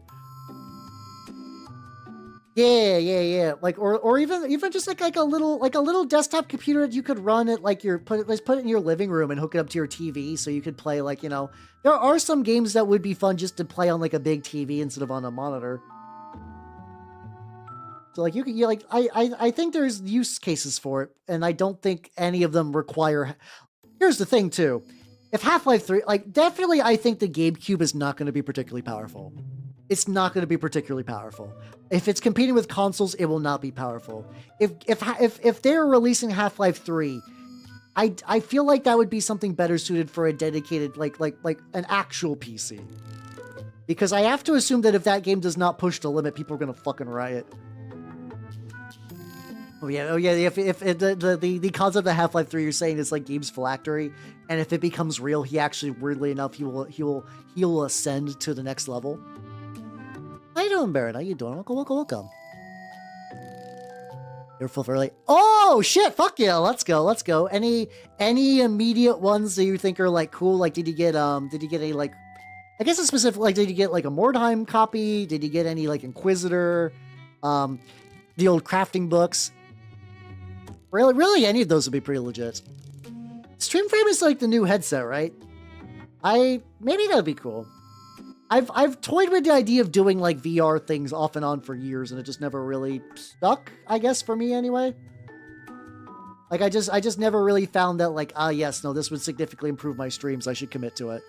But fuck yeah, that's that's kind of like my dream haul of just like, I've always loved the idea, like, I want to go to like a yard sale, and so I was like, well, my son Jimmy, before he moved off to college, had all these Warhammer books, and, you know, they've just been collecting dust in the attic, and what is just a rouge trader? Oh, a rouge trader. Yeah, I don't know. I'll try about $10 for the whole lot. They're really heavy. Like that's kind of that's the dream. That's the dream scenario, which will definitely not be real. That is too people eBay things for value too much these days to get like a really spicy deal like that. But I would like it. That sounds like a pretty solid haul so far. Hell yeah. So I could punch you in the gut. I just bite you with my teeth. Haha, nothing personnel. I don't think I would explode. I think you would just definitely see my old man body mannerisms where they're like, man, Hal is really creaky. Like, yeah, no shit. Yeah, obviously. Wow, he's got very shrimp-like posture, my dude. Well, thank you for noticing. I've been practicing. What do you mean I'd bust? Like I just explode? Maybe I would explode.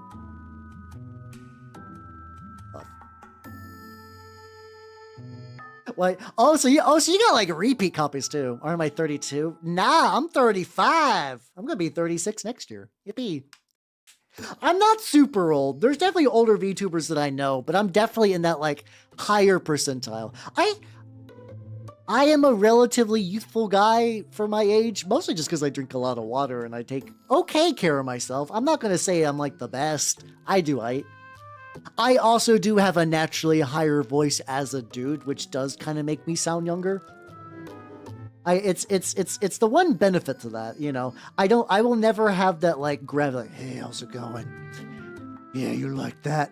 I'm just turning to like, no, that's what, not the voice at all, but like, you know what I mean? Like the deep fuckboy voice. I will never have that, but you know what? But by the same token, I don't sound nearly as old as I could, which you know, I'll take. So I have seniors. Oh, I'd believe it. I would absolutely believe that. Japan's got the real primo old VTubers. Like there's that one lady who like was a single mother. Like she basically was like, the husband left and she was just kind of stuck with the daughter, which she loved. Like this is like, and she became a VTuber and she's kind of like blown up a couple of times because the story is really sweet. Because she would have her daughter on stream and like early on you would hear just like baby crying and then yeah, now the kid's a VTuber. Like not as like got like her own channel, but like, you know, they'll do like little bits and skits and they'll be on like Japanese television and it's really, really sweet. It's really adorable. That's like one of those things that like I would like kids someday, but I'm like otherwise like pretty chill about it. But then it's like I'll see stuff like that, and there is like some urge in my brain. It's like I need to become a father. I need to become a father. my body is like, Hal, please. You need to get on that. And I'm like, yeah, maybe after I get my backlog done, maybe I'll do that. And I just push that down for another couple of years. Doing voice channels with Americans and healing nothing, but I love your accent. That is understandable. You do have to understand that a lot of our accents are not great. So, but I do understand we were just like, I just want to be like a person and just, you know, interact like with like a person. So I could totally see that getting old after a while. I could totally see that getting old. No more mimics. I'm sorry. I got models to paint. If nobody paints these models, they're like, then like, if I don't paint these models, who will? If I don't paint 20 Despoiler Marines, who will? And isn't that also sad? Good shit. Like 2 more mouths, exactly. It's so many more mouths to feed.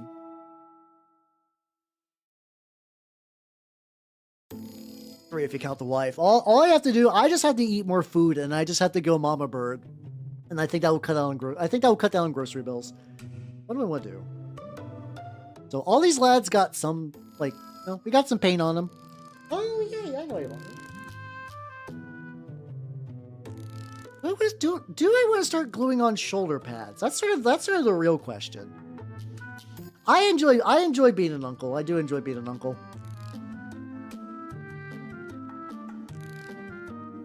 You know, baby, you know what I'll do.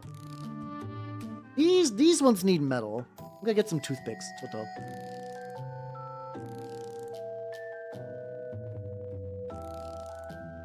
Wait, what color's the red? Oh, the red is, I believe this is Nocturnal Red from Vallejo that has been airbrushed, which kind of changes the way it looks a little bit. Yeah, exactly. But I guess I could just paint my kids.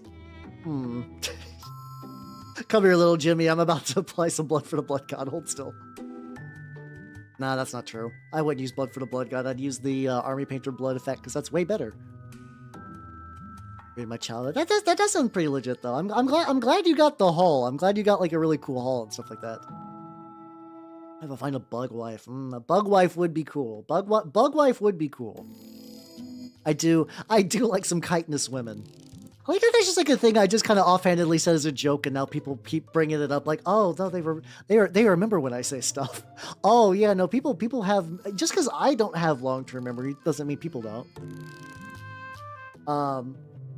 Do not airbrush the nephew. Why not? I thought the whole point of nephews was for airbrushing. So what's the point?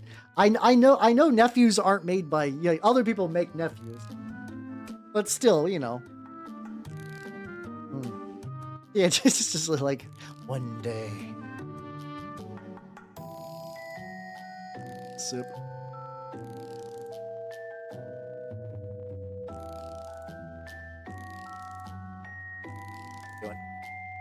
What are we doing? You also need to see Matar got a new bug form. I need to check.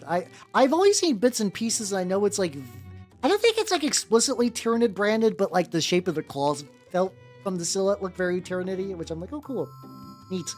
Let's go. Also, Steve, have yourself a good night and take it easy. It's like a good in between.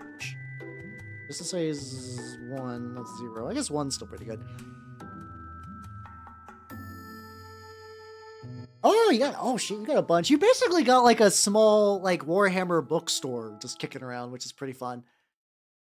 Pizza has vanquished me, yeah. The true pizza slumber.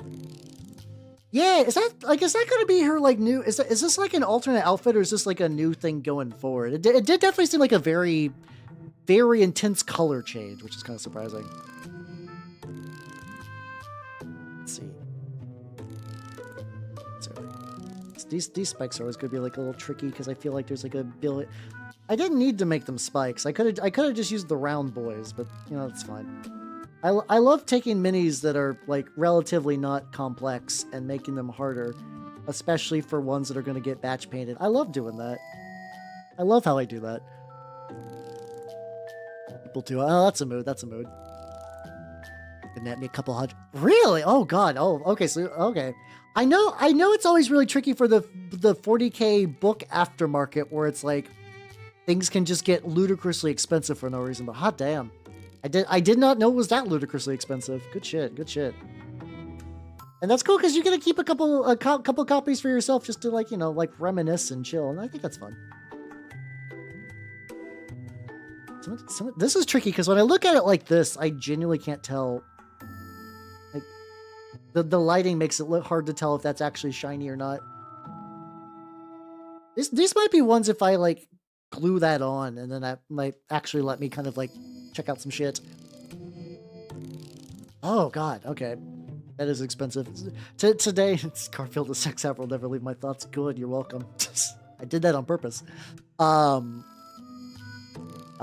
going? What am I actually doing? Yeah, currently I think the rarest book I have is Inquisitor, which is the RPG one. The more time book's getting up there, I kind of forget that that's been like crazy price gouge, which is funny because like now the Broheim Mordheim stuff, I don't think those actually have the lore in it though, which I think is like why the original's still going pretty good. But it's like most people who are playing aren't going to be using the OG rules anyway. They'll probably be using Broheim. So they're just like fun collector's items.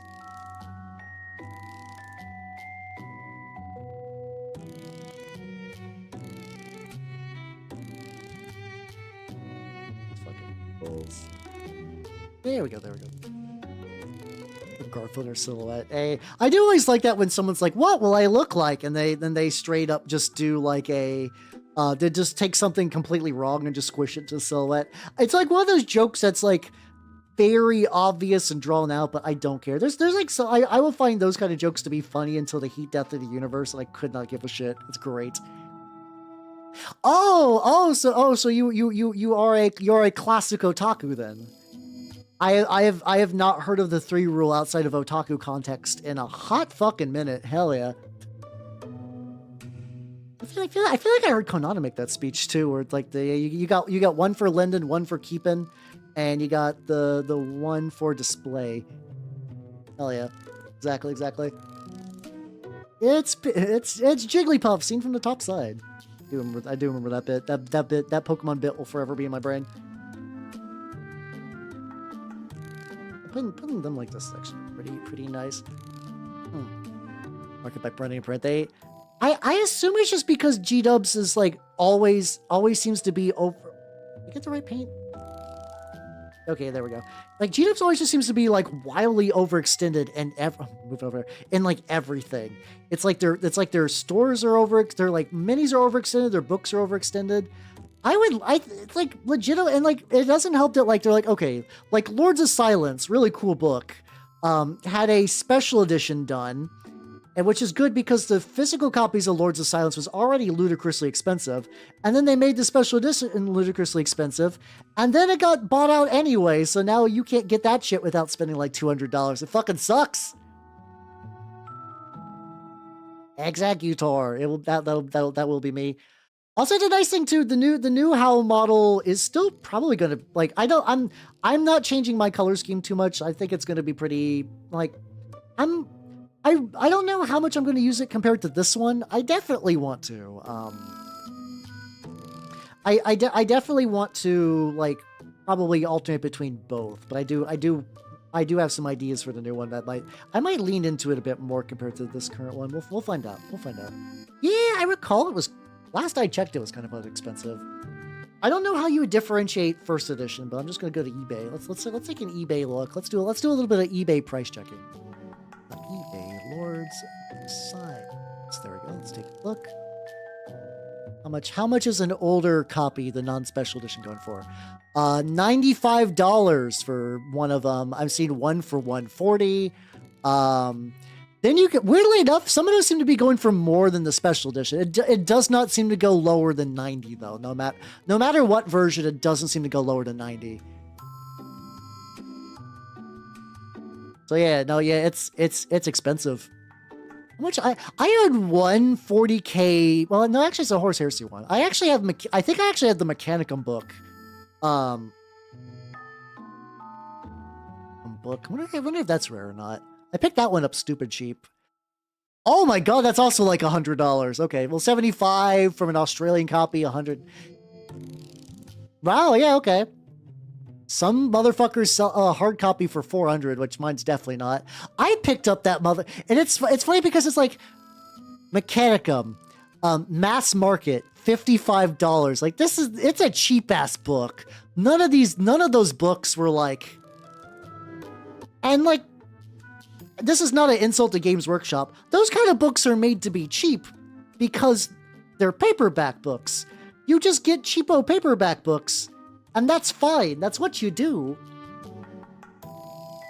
Dear Lord. I think I'm going to glue the shoulder pads on, but what I want to do is I want to do a little bit of red correction. It's actually kind of funny how few colors I've been using tonight. Let me do a little... Yeah, I also bought mine for like $8. I bought mine used at just like my local bookstore. I think I could make that too hard to make. So I guess I can leave the rest. It's just kind of going back to the idea. It's like nothing is ever in stock. Nothing's ever in stock, so people are desperate. Like people really want physical copies of their favorite 40K books. Like I would love a physical copy of like the Reverie. But it just, as far as I can tell, you can't get that shit without like really dropping a couple hundo, which makes me sad. Big sad about that.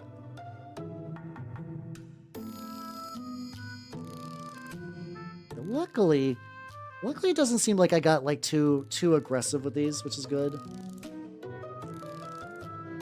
Kind of just going. This is why I did not mind so much about like, oh, like I might be going a little outside the lines. These guys are disposable dorks. You, however, how the fuck did I get like metal on your head?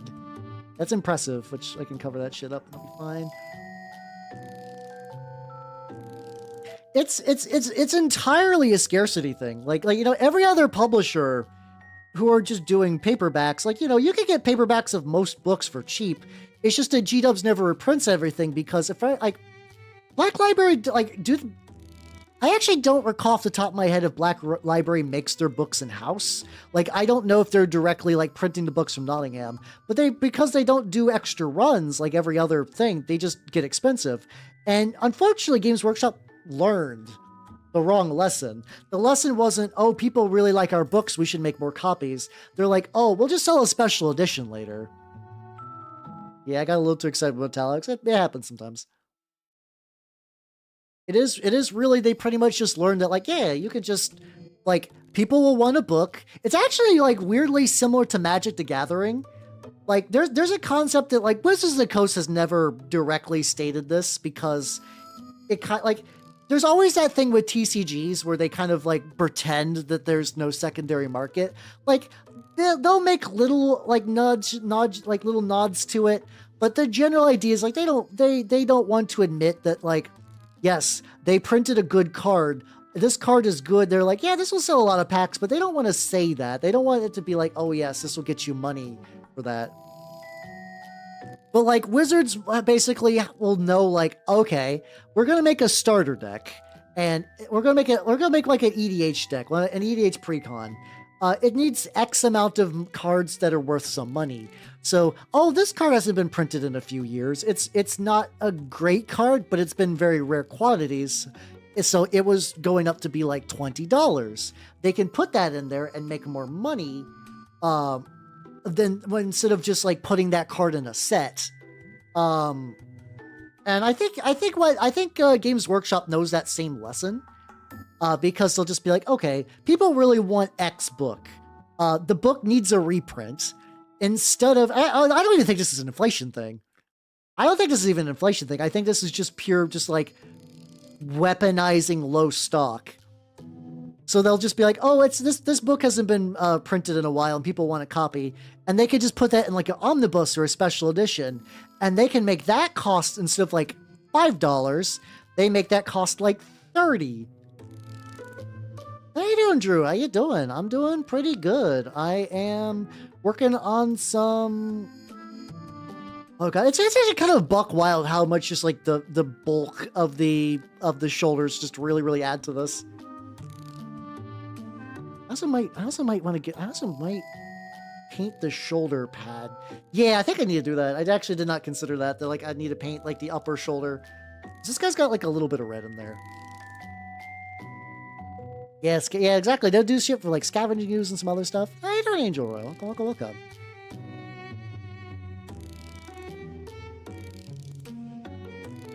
Yeah.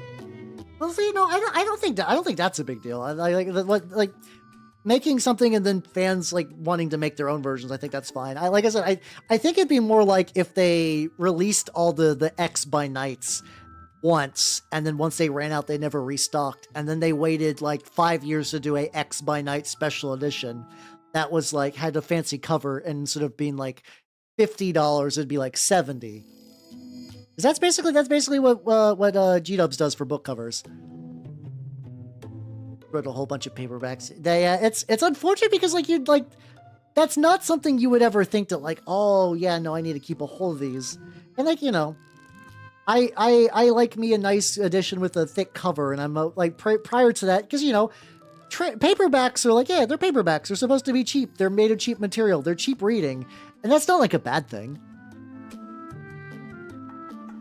Yeah. Oh yeah. I think for when it comes to Magic price changes over the years, Tarmogoyf was always like an expensive card in like a way. It's like, ooh, this is like $50 because it's good like in like a lot of formats.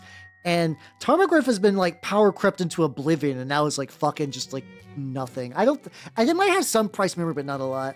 Fuck yeah, best of luck on Tarmogoyf, I'll tell ya.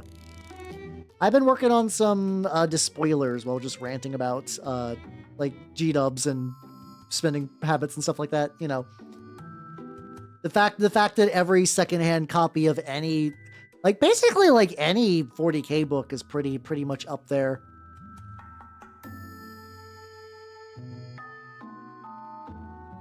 You know, I just realized though. Camera froze too. Yeah, they put in the Fallout set. They made a Tarmogoyf starter deck with like objectively better Tarmogoyfs, and some of those do actually see play. It's just buck wild that we're at the point they're like, yeah, we can do that. We could just put better Tarmogoyf in our sets. Oh god, my condolences. I can't do horde armies. The fact that there's like 20 of these guys, I'm not painting 20 tonight. I'm focusing on 5 in a decent state. That's too much. I can't do that shit. And Felix Omnibus. How much do those omnibuses go for? I'm curious. Okay, you can still get those. You can still get the older covers of the omnibuses for them pretty cheap. That's cool. Okay, that's neat. There's apparently like special fun variant covers that are like $100, but you can still get like copies that are readable for like 20 used, which is nice. That's like, for me, that's what they should be at. That's like an appropriate value for the worth of like a paperback omnibus book. Like, yeah, that's how much book should cost, you know? Brazil need a lot. Hey, let's go. That was another card that I remember was like, it's just kind of funny how it was like, that was a big deal. When Jace the Mind Sculptor came out, you know, he was Jace the Wallet Sculptor. It was like, everyone's like, this is a mistake. He was ungodly expensive. And even then now, everything about that feels quaint. Like Callblade, for context, there was like a card, there was a Planeswalker with 4 abilities. And at the power level that Magic existed at the time, there was a common that was just like it was, I forget what the name of it was, but it's basically a 1/1 bird for 1 and a white, whose ability was like, whenever you play it, you can search your library for like another copy. And he could do really funny shit, like basically like, you would put them on the top, you would draw cards and then put them on the top of your deck and then draw them again with more copies. It became like a really powerful control deck in the meta that was considered a problem. And that was like the first time they've had to do like that extensive of bans in pretty much since Mirrodin, and then now that's just not particularly buck wild. Oh, you're just giving it. I mean, damn. Are you having fun though? Like I'm not a big hordes guy. It's funny because I do paint Skaven. I just don't like painting hordes, which Squadron Hawk, thank you. I was blanking on the name. But it's like, I like Skaven, and I think they're neat, and I like painting the hero units and whatnot. It's just that, like, mass painting out, like, 30 clan rats makes me crave the sweet release of death. But at least it sounds like you're making a dent, so that's good. Stuff is happening with that. Stuff seems to be happening. That is cool. Hell yeah. Yeah, you can, oh, that's true. You could also control, like, if you didn't want to control your own draw, which you could just control your opponent's. I'm actually curious if they just straight up reprinted Jace into Standard, or even into, like, I don't know if he's played in Modern at all, but I think Modern is probably too strong for him as well, just because, from what I understand, every time they release a Modern Master set, it basically, Modern is a softly, like, it's an implicitly rotating format. It's an eternal format where cards should stay viable forever, but because, like, every time a Modern Master set comes out, it just wildly fucks the metagame. That's only true in, like, theory, not practice. Oh god, yeah, I remember Jace though. I don't miss him, and like I actually don't recall if I was playing Standard around that time. I think I was getting out of Standard because I played during like the Alara Lorwyn meta for a while, and I think I might have started to duck out at that point because fairies were aggravating. Fairies in Standard were the worst. I do not miss them. Wait, he was a Bloomborough Commander? I didn't know that. I did not get any of the Bloomborough Commander decks. I didn't like hate them or anything. I just wasn't super interested in them. Also, because everybody and their grandmother plays Billow. Everybody has a Billow deck. He's cool, but like I'm sick of that fuck. It's basically the same deck. Oh, hello, spider. The spider that has put itself on my paint. I'm gonna gently lower it to the ground and hope. Better. Go. Oh, he's in one of those like little bonus pack things, yeah. Oh yeah, exactly. Like, you know, like for newer players, skirmish games make a lot more sense, and I fully agree with that. Where it's like the investment is just by like a couple minis and not a billion. I did see the guy in my group who was like, "Hey, I am oh, that's so much for a race for. That's too much. There is a guy who was like, who got the Arbides pack for Kill Team, And he actually painted them up, so now, like, Kill Team might be real in my Magic group. The tricky thing is, oh, it's chased with the furry tax. Oh yeah, that's true. Okay, that explains a lot. The tricky thing though is like I'm looking at Kill Team, and I think you do need a lot of like the starter set stuff, which is either there's like a starter box, which from what I understand is like, well, you know, it's cool, but like you're missing out on a lot of the stuff you need if you just get that as opposed to Hivestorm. But Hivestorm's not being sold anymore. I mean, you can buy it for like $200 used, I think, or like just like on eBay. So it's not like totally out of print, unlike a lot of like sets that just get missed out on. It's like, man.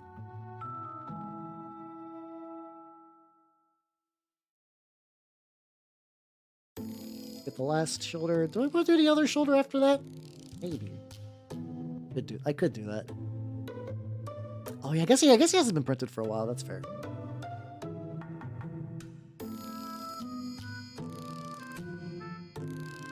Hey, let's go. I'll go up to good old Montreal and fight the Sabat. Sounds kind of fun.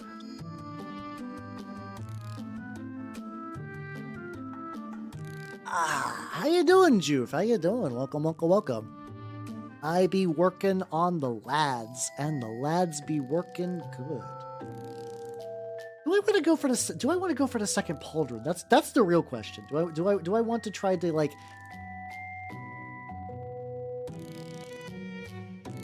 Actually, kind of interesting because I feel like I might need to, because I'm realizing that's like the bits. I mean, I got the bits around the area that I want to get.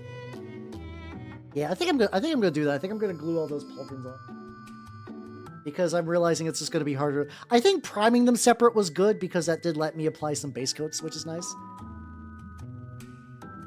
Yeah, my plan, if I like, the tricky thing right now is I'm torn because, like, if I need to pick up the Kill Team box to get my Magic group into Kill Team, I absolutely will. I know I've been like, I'm not going to do any big purchases, but like I would arguably like trade in some minis or something like that to make that real. If assuming they have Hivestorm, which I actually don't know if they do. But like I think what I would do is I pretty much would just, I've already got like a decent amount of dudes made for like turnip Gene Stealers. I think I'd just go full Brood Brothers. I think I'd just continue to do a Brood Brothers using turnip pieces, and that would be the plan. I think that's my plan. Could also just see if that, because like there's also this, like, the starter box from what I understand is missing a lot, but it's got like, that might still be good though, because it's got very like beginner baby rules, and if they don't go like super deep into the weeds, that might still be good. Also, it comes with some Plague Marines, which is nice, which is legit.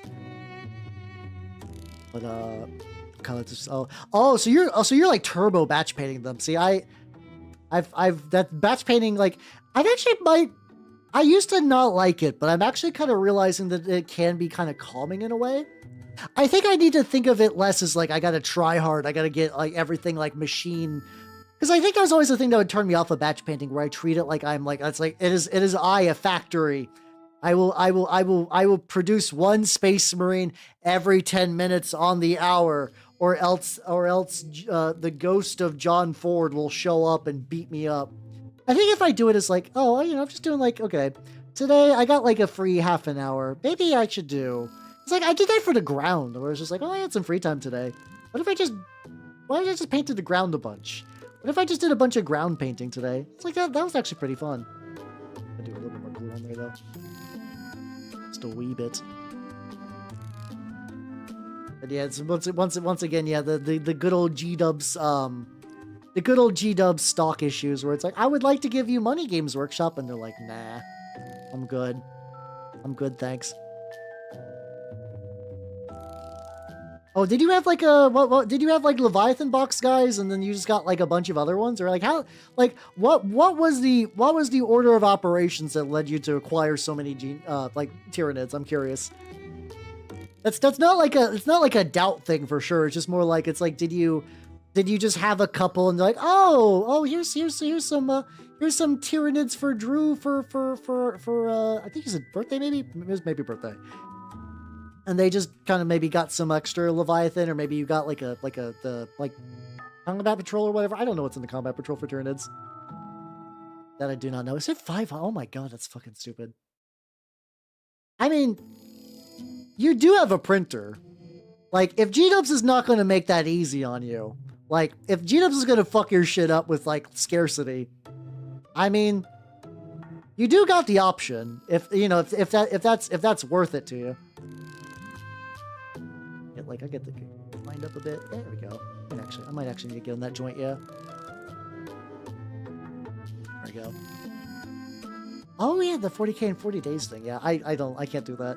I get real weird when like anytime a time limit is imposed on me. I don't know why my brain doesn't like that. I can do like self-imposed stuff. I've like every time I try to do like an armies on parade or whatever, I never feel good about it.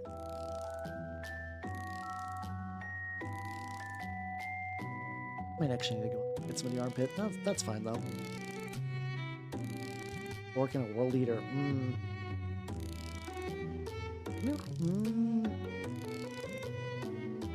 I guess it depends. I guess it depends. Like, depend on the. I don't know. There's so many variables. That would be fun to see though. That would be fun to see. But there we go. We got the shoulders. God, they do. It is just kind of funny how much like so like just really compare like. Like, it's just kind of buck wild how much, mind you, some of the posing is a little awkward until you put on the shoulder pads, but like, goddamn, that really changes the profile so much. All right, I'm gonna let them dry a little bit. While they're drying. They're drying. Might be a lot. I mean, if you're trying to get your friends in a 40, like if you're trying to get your friends in a kill team, that wouldn't be too bad. That would not be too bad to do. You could just get like a couple things printed off, and that would be like pretty hunky dory. That's kind of why I'm eager to try out. Like, hey, magic sets have been kind of like really weird lately. Like there's when that Star Trek set comes out, I'm not gonna buy any of that. I really don't want to be like I tap 3 lands and I play Spock Thoughtful Vulcan.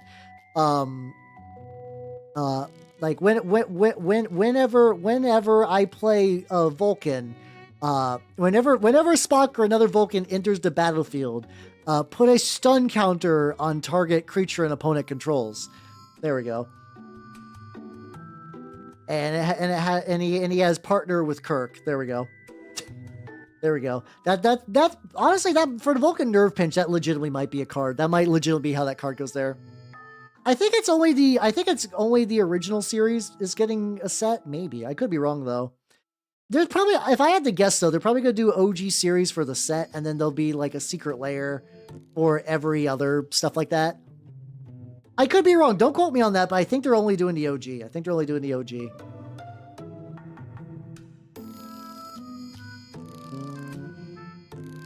For my current ones, I mostly do word bearers for Heresy, but I have done some just like really I just kind of mix up some shit.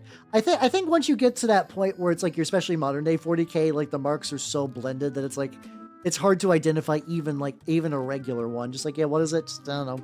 All the marks. Yes out of 10 marks. How you doing, the Architect? How you doing? I would not be surprised if there's going to be like a Picard secret layer. I'm sorry. I think that's how that's going to break. They will absolutely do that to get money off of you, but I don't think they're going to do it as like a full part of the set. How you doing, Majide? How you doing? Yeah, I'm working on some lads. So basically, I have I think 18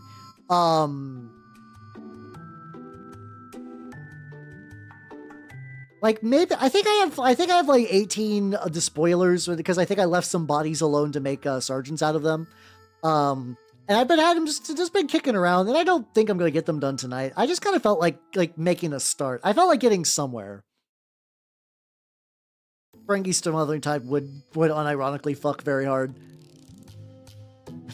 That's always the funny thing. That is the really tricky thing about like Universes Beyond is like, if you don't like it, and like I'm very torn. I'm more like I'm at that point where it's like I'll accept it if the set feels fantasy, which is why I'm like Avatar feels pretty good. 40K and like Lord of the Rings felt pretty legit. I don't like Doctor Who. I don't like Spider-Man. I don't really like Star Trek for this. How you doing, Saley? How you doing? How you doing? Thanksgiving, my little contempt or dread was ignored. So hard it got so... Hey, let's go, let's go.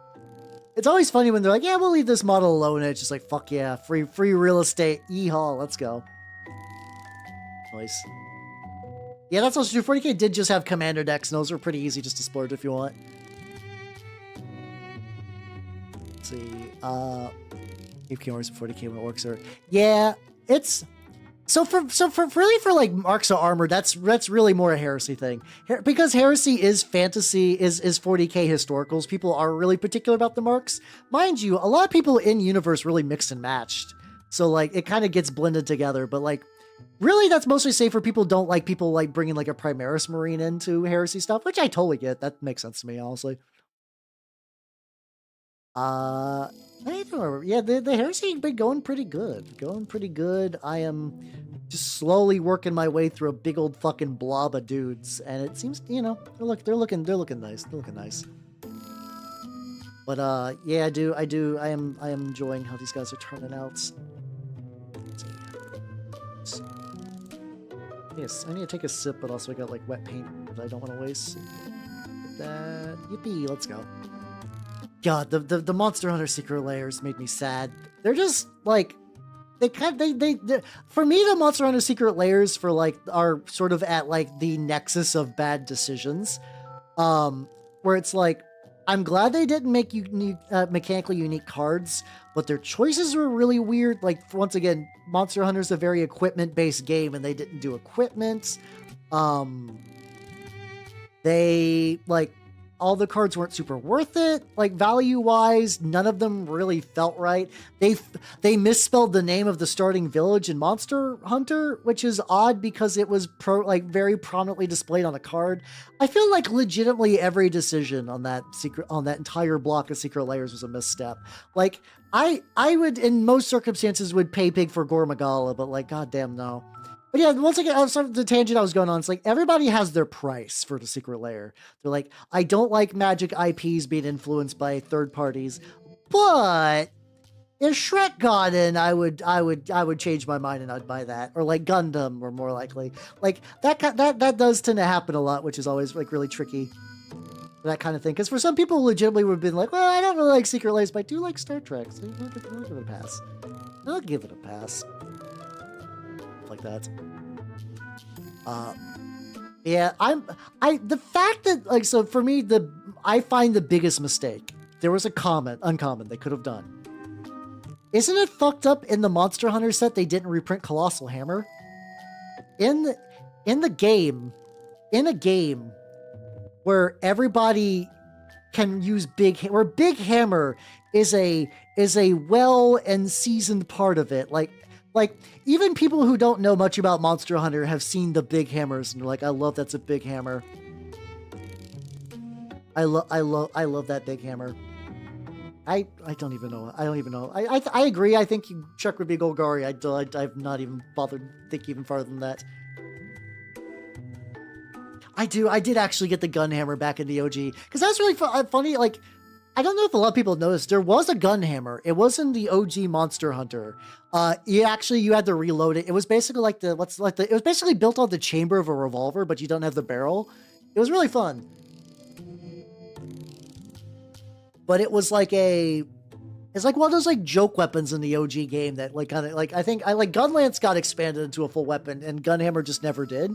I don't know why. I mostly use... What weapon did I use in Monster Hunter 1? I mostly played heavy bow gun, so I don't remember which one I was rocking at the time. How do I want to do the word bear symbol? That's the tricky thing. Let's see. I don't like doing the actual colors. I like kind of doing like a more metal rendition. Symbol. Free Heresy. There we go. Okay, so it's like white, then with a like orange flame. I could do silver with a... There, yeah, I'll do that. That sounds legit. I'll just show it for you. What was I playing it for you? I Ah, okay. So you did go a very similar route. Okay, that makes sense why you got so many gaunts. That totally makes a lot of sense then. Oh god, yeah, Tonfas for that was only in the MMO, right? Which is I don't even know if that's still active or not. It's over.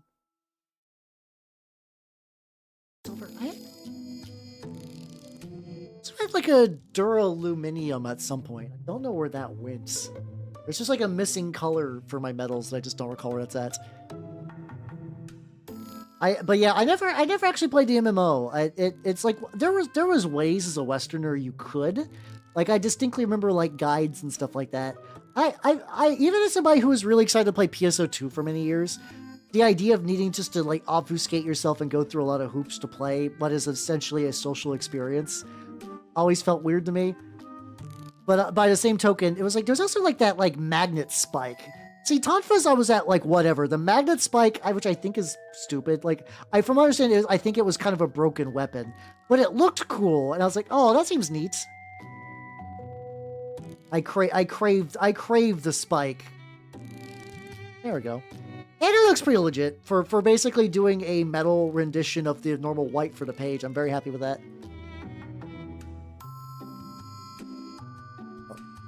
Five Commander's plates. Oh, they could have done a lot. I've heard some people have done some cope where they're like, this is proof they're gonna do a full set. Maybe they will. I don't know. Once again, I've grown so jaded, but not for like bad things. Like I'm not like, humanity's a worthless trash or like nothing's good ever. My jading is like, don't ever get your hopes up for like very specific stuff like that.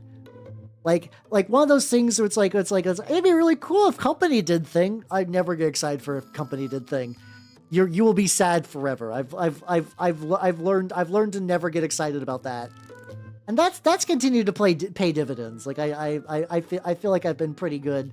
I've been rewarded for not feeling like that. That's why going back, it's like I will not believe in anything about Half-Life 3 until there is a game openly on Steam with the release date and Gabe says something. If none of that happens, everything else is just cope and rumors. And I've seen cope and rumors for years. I don't need more of that. Oh, so you got like so you basically got every turn that's not like that's not gigantic then. There we go. Ah, that makes sense. I mean, that kind of makes sense. They do kind of seem like they have similar niches. I guess what's the idea? I guess Tonfas were just blunt dual blades. So like if you just made dual blades that could do like blunt damage, that's really kind of it. I could be wrong. They might have like really unique skill sets, but that was always the niche that always kind of struck me. It's like, we got a lot of cutting weapons and not a lot of bonk weapons. You got like certain insect glaives, you got the hunting horn, and you got the hammer. And then, certain pellets and shots like that. But So the idea of like a quick blunt weapon actually just like always made like sense, like not even as like a thing people crave. It's just like almost like a like taxonomy sense. Like, yeah, there should be something that feels that fits that niche. That feels like it should be real. So I'm slowly moving the guy to the right. I need to stop doing that. I need to stop moving the guy to the right.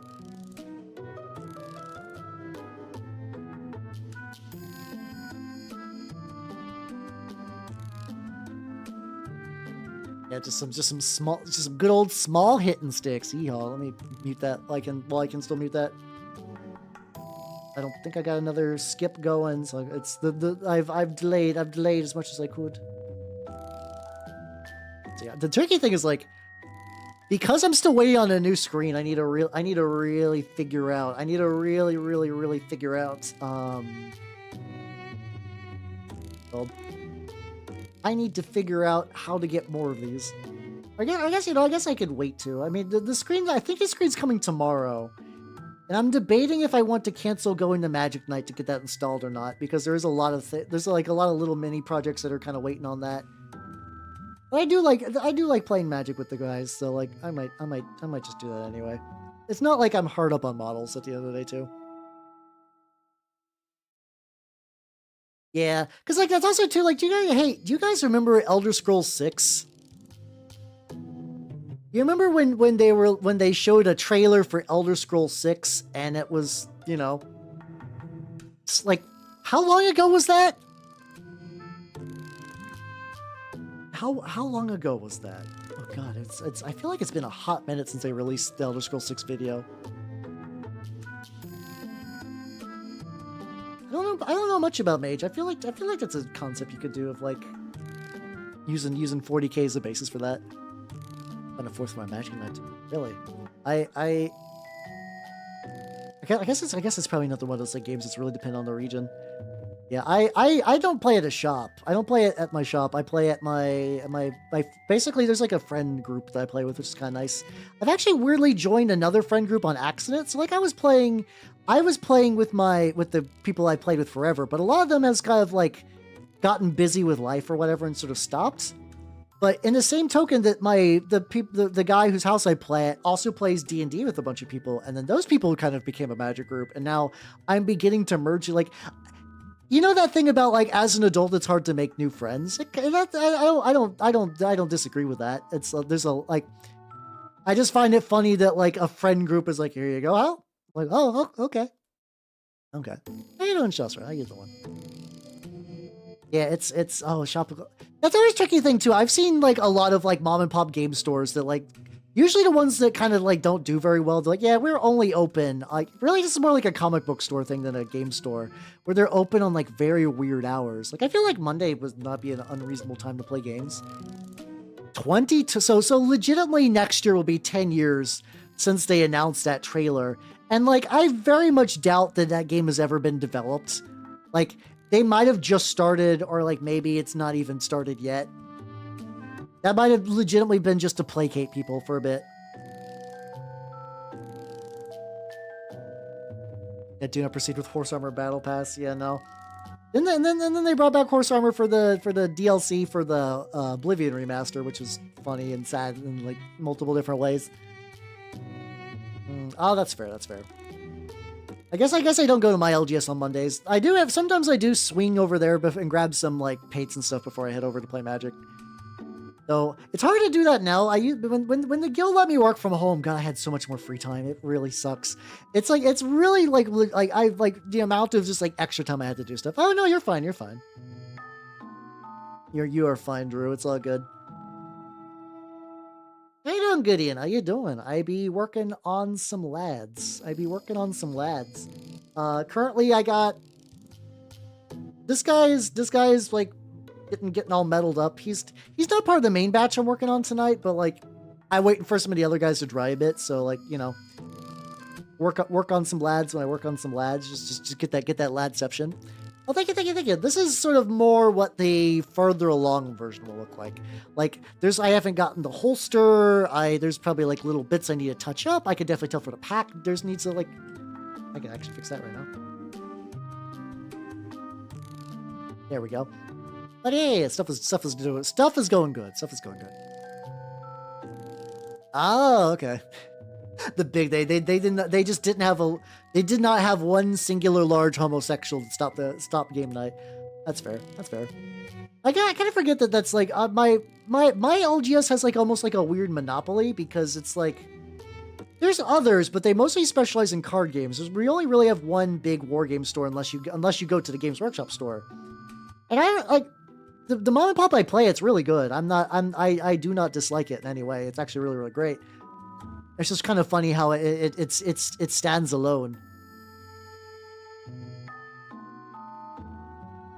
Stands alone.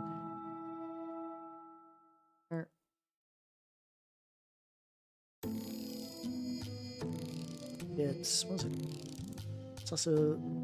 tube. Making progress. Lads will be real someday. Well, that sounds about right. 495. I did take an inventory last year. Fuck, we got the ad break.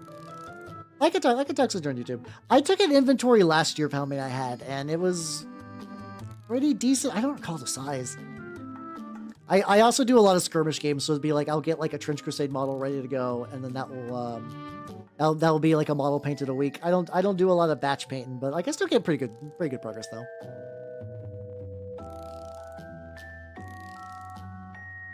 This guy's like a horde. Oh, fuck. I mixed the wrong metal. We got this. Huh. Oh, that's weird. Yeah, legitimately, a lot of times, like, there is a newer shop that's like more open to indie games, which I like it for that. It's like, there's a shop. The new shop that's closer to me is like very like more indie punk. Like it's owned by like just like one guy, and they let like bands practice in there and stuff like that. And, like that's cool. That's a vibe thing. But even there, they don't hate the other shop. They're just like, oh yeah, we play it both.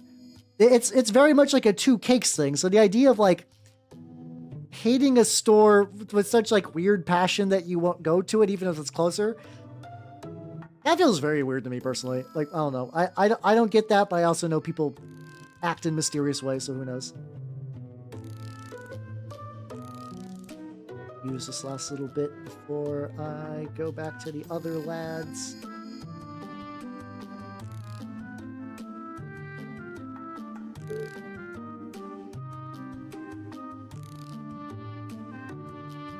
This is nice though. I'm gonna be able to look at these guys later and be like, well, you're closer to being done than you were previously. So yippee.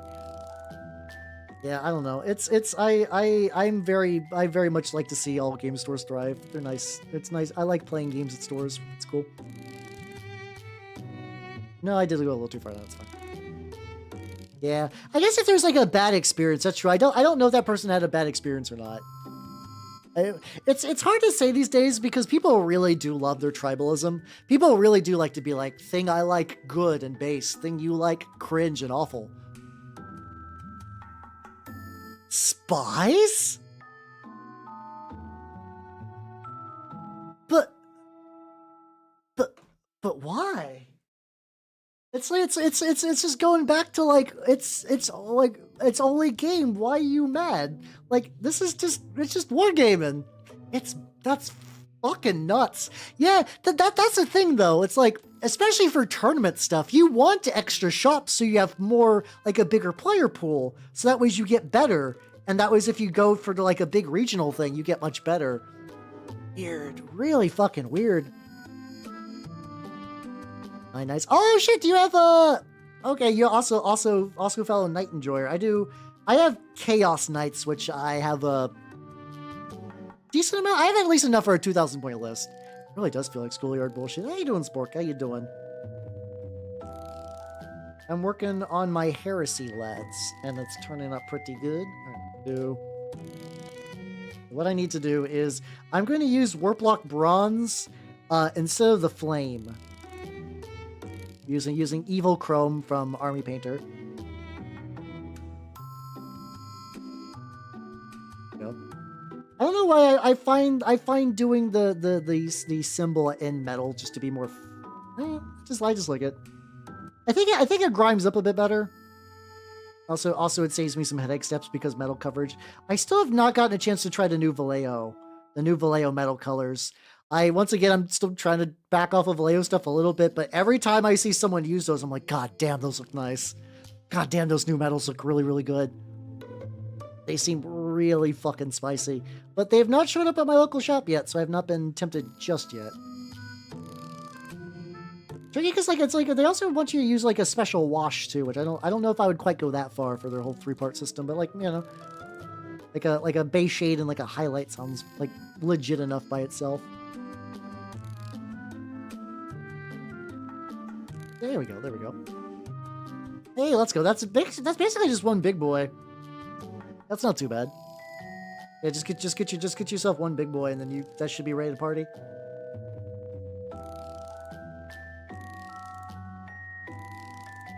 One downside, I really like this Evil Chrome, but it is incredibly thick. I'm trying to thin it out with paint medium, like on like a different, on my dry palette. It is basically comes out chunky. Fuck. Very Lancer Horus coded. True. Yeah, I think I got the magic mix. I think I got the magic mix just right. Yeah. Oh, that's same. Like I like be able to go to like some will have like different paints or like, mind you, like the shop, the indie shop I play with basically has like no product that they have like. They do that thing where they sell like a lot of like collectibles and stuff, so it's not really like a game store, though I have gotten some good shit from there. They do have a physical copy of Seaman, which I do kind of want, but it's like I don't have a Dreamcast anymore, so it would just be me spending money for just like something that would just sit on a shelf. There's a t-shirt price. Ooh, that sounds fun.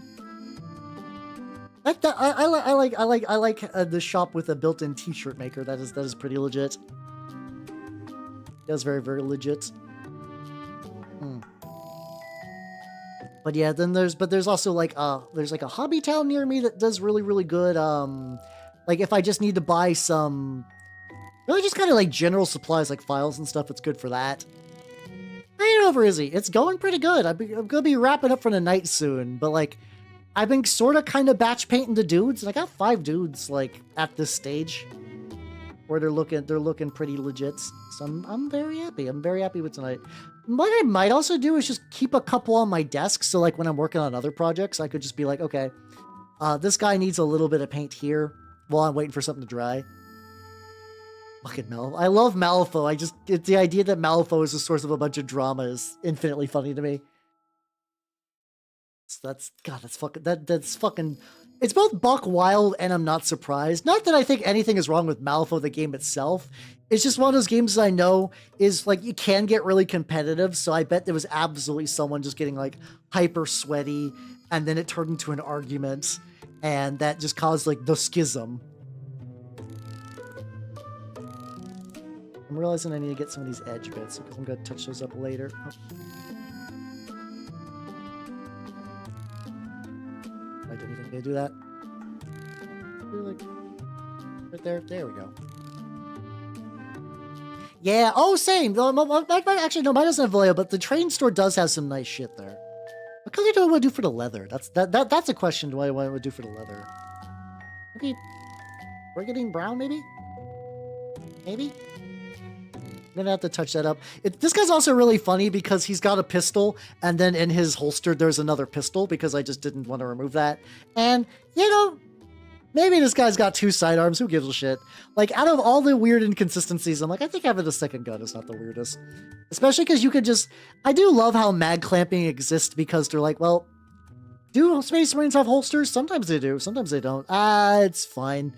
It's fine. They can just, like, clamp them on their legs. Who gives a shit? Sometimes you glue a gun directly to a leg. It's fine. And I do enjoy that a little bit. Yeah, let's get a little bit on here. There might be, I think there's like another guy with a pouch in this like main group that I might also lightly hit up. I can see a bunch of little areas that are going to definitely need some touch-ups later, but once again, for right now, considering the amount of time I put in, I'm feeling pretty good about all these. You got that. You got some pouches. Let's go. Let's go all live field and just get some pouches done. Alpha players went to the next couple. Oh, so it wasn't even a game. It was tables. Oh my god.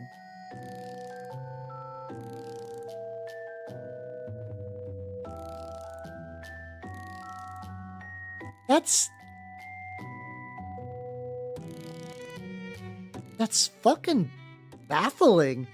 Because, like, I assumed that there was going to be a bigger argument, but the guys, as far as I can tell, the Malifaux player's like, you just turn on some lights, and then it turned into a shit fit with the owner? But why?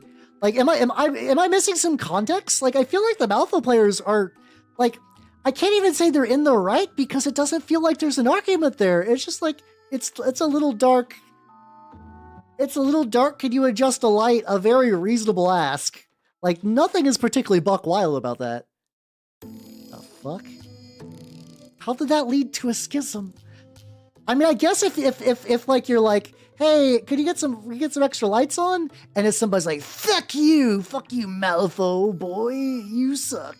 And then they're like, well, I guess I'm gonna go shop somewhere else then. Fuck you. I can see that, but it's like, huh. Then base white and necrotic carapace. I don't know, do you have a certain high fleet you like? I've been doing high fleet Typhon lately for like, I'm doing basically a Gene Stealer cult based on high fleet Typhon. This guy's not done yet, but he's around there. How you doing, Jedi? How you doing? Welcome. I be working on some lads and it's going pretty good. The lad painting the lad base coding in particular has been very successful tonight. They're not done by any means, but I'm very happy. Oh, it's been building for a while. Oh, that would make sense. Okay, that do make sense. Gotcha. Well, unfortunate. But yeah, let's see. It is. Unfortunately, it do be kind of late, so it's time to wrap up the stream. All right. Thanks for coming, everyone. I had a lot of fun painting the lads. Schedule-wise for next week, I think I'm definitely going to do a Tuesday stream and a Sunday stream. I'm debating if I want to take a Thursday and Saturday off for a holiday reason. I don't really have anywhere to go in particular, but I think it'd be good to like catch up on some projects and stuff. And yeah. So yeah, at the very least, definitely I need to paint a sniper priest. I need to paint a sniper priest for on Tuesday. But also, let me do a thing real quick. Let me get a shareable link. And I need to check a thing real quick in a new incognito app to make sure it is live. All right, it is, everybody. I mentioned this earlier, but I don't. Because it is now official. Behold, I made a YouTube video. Yippee!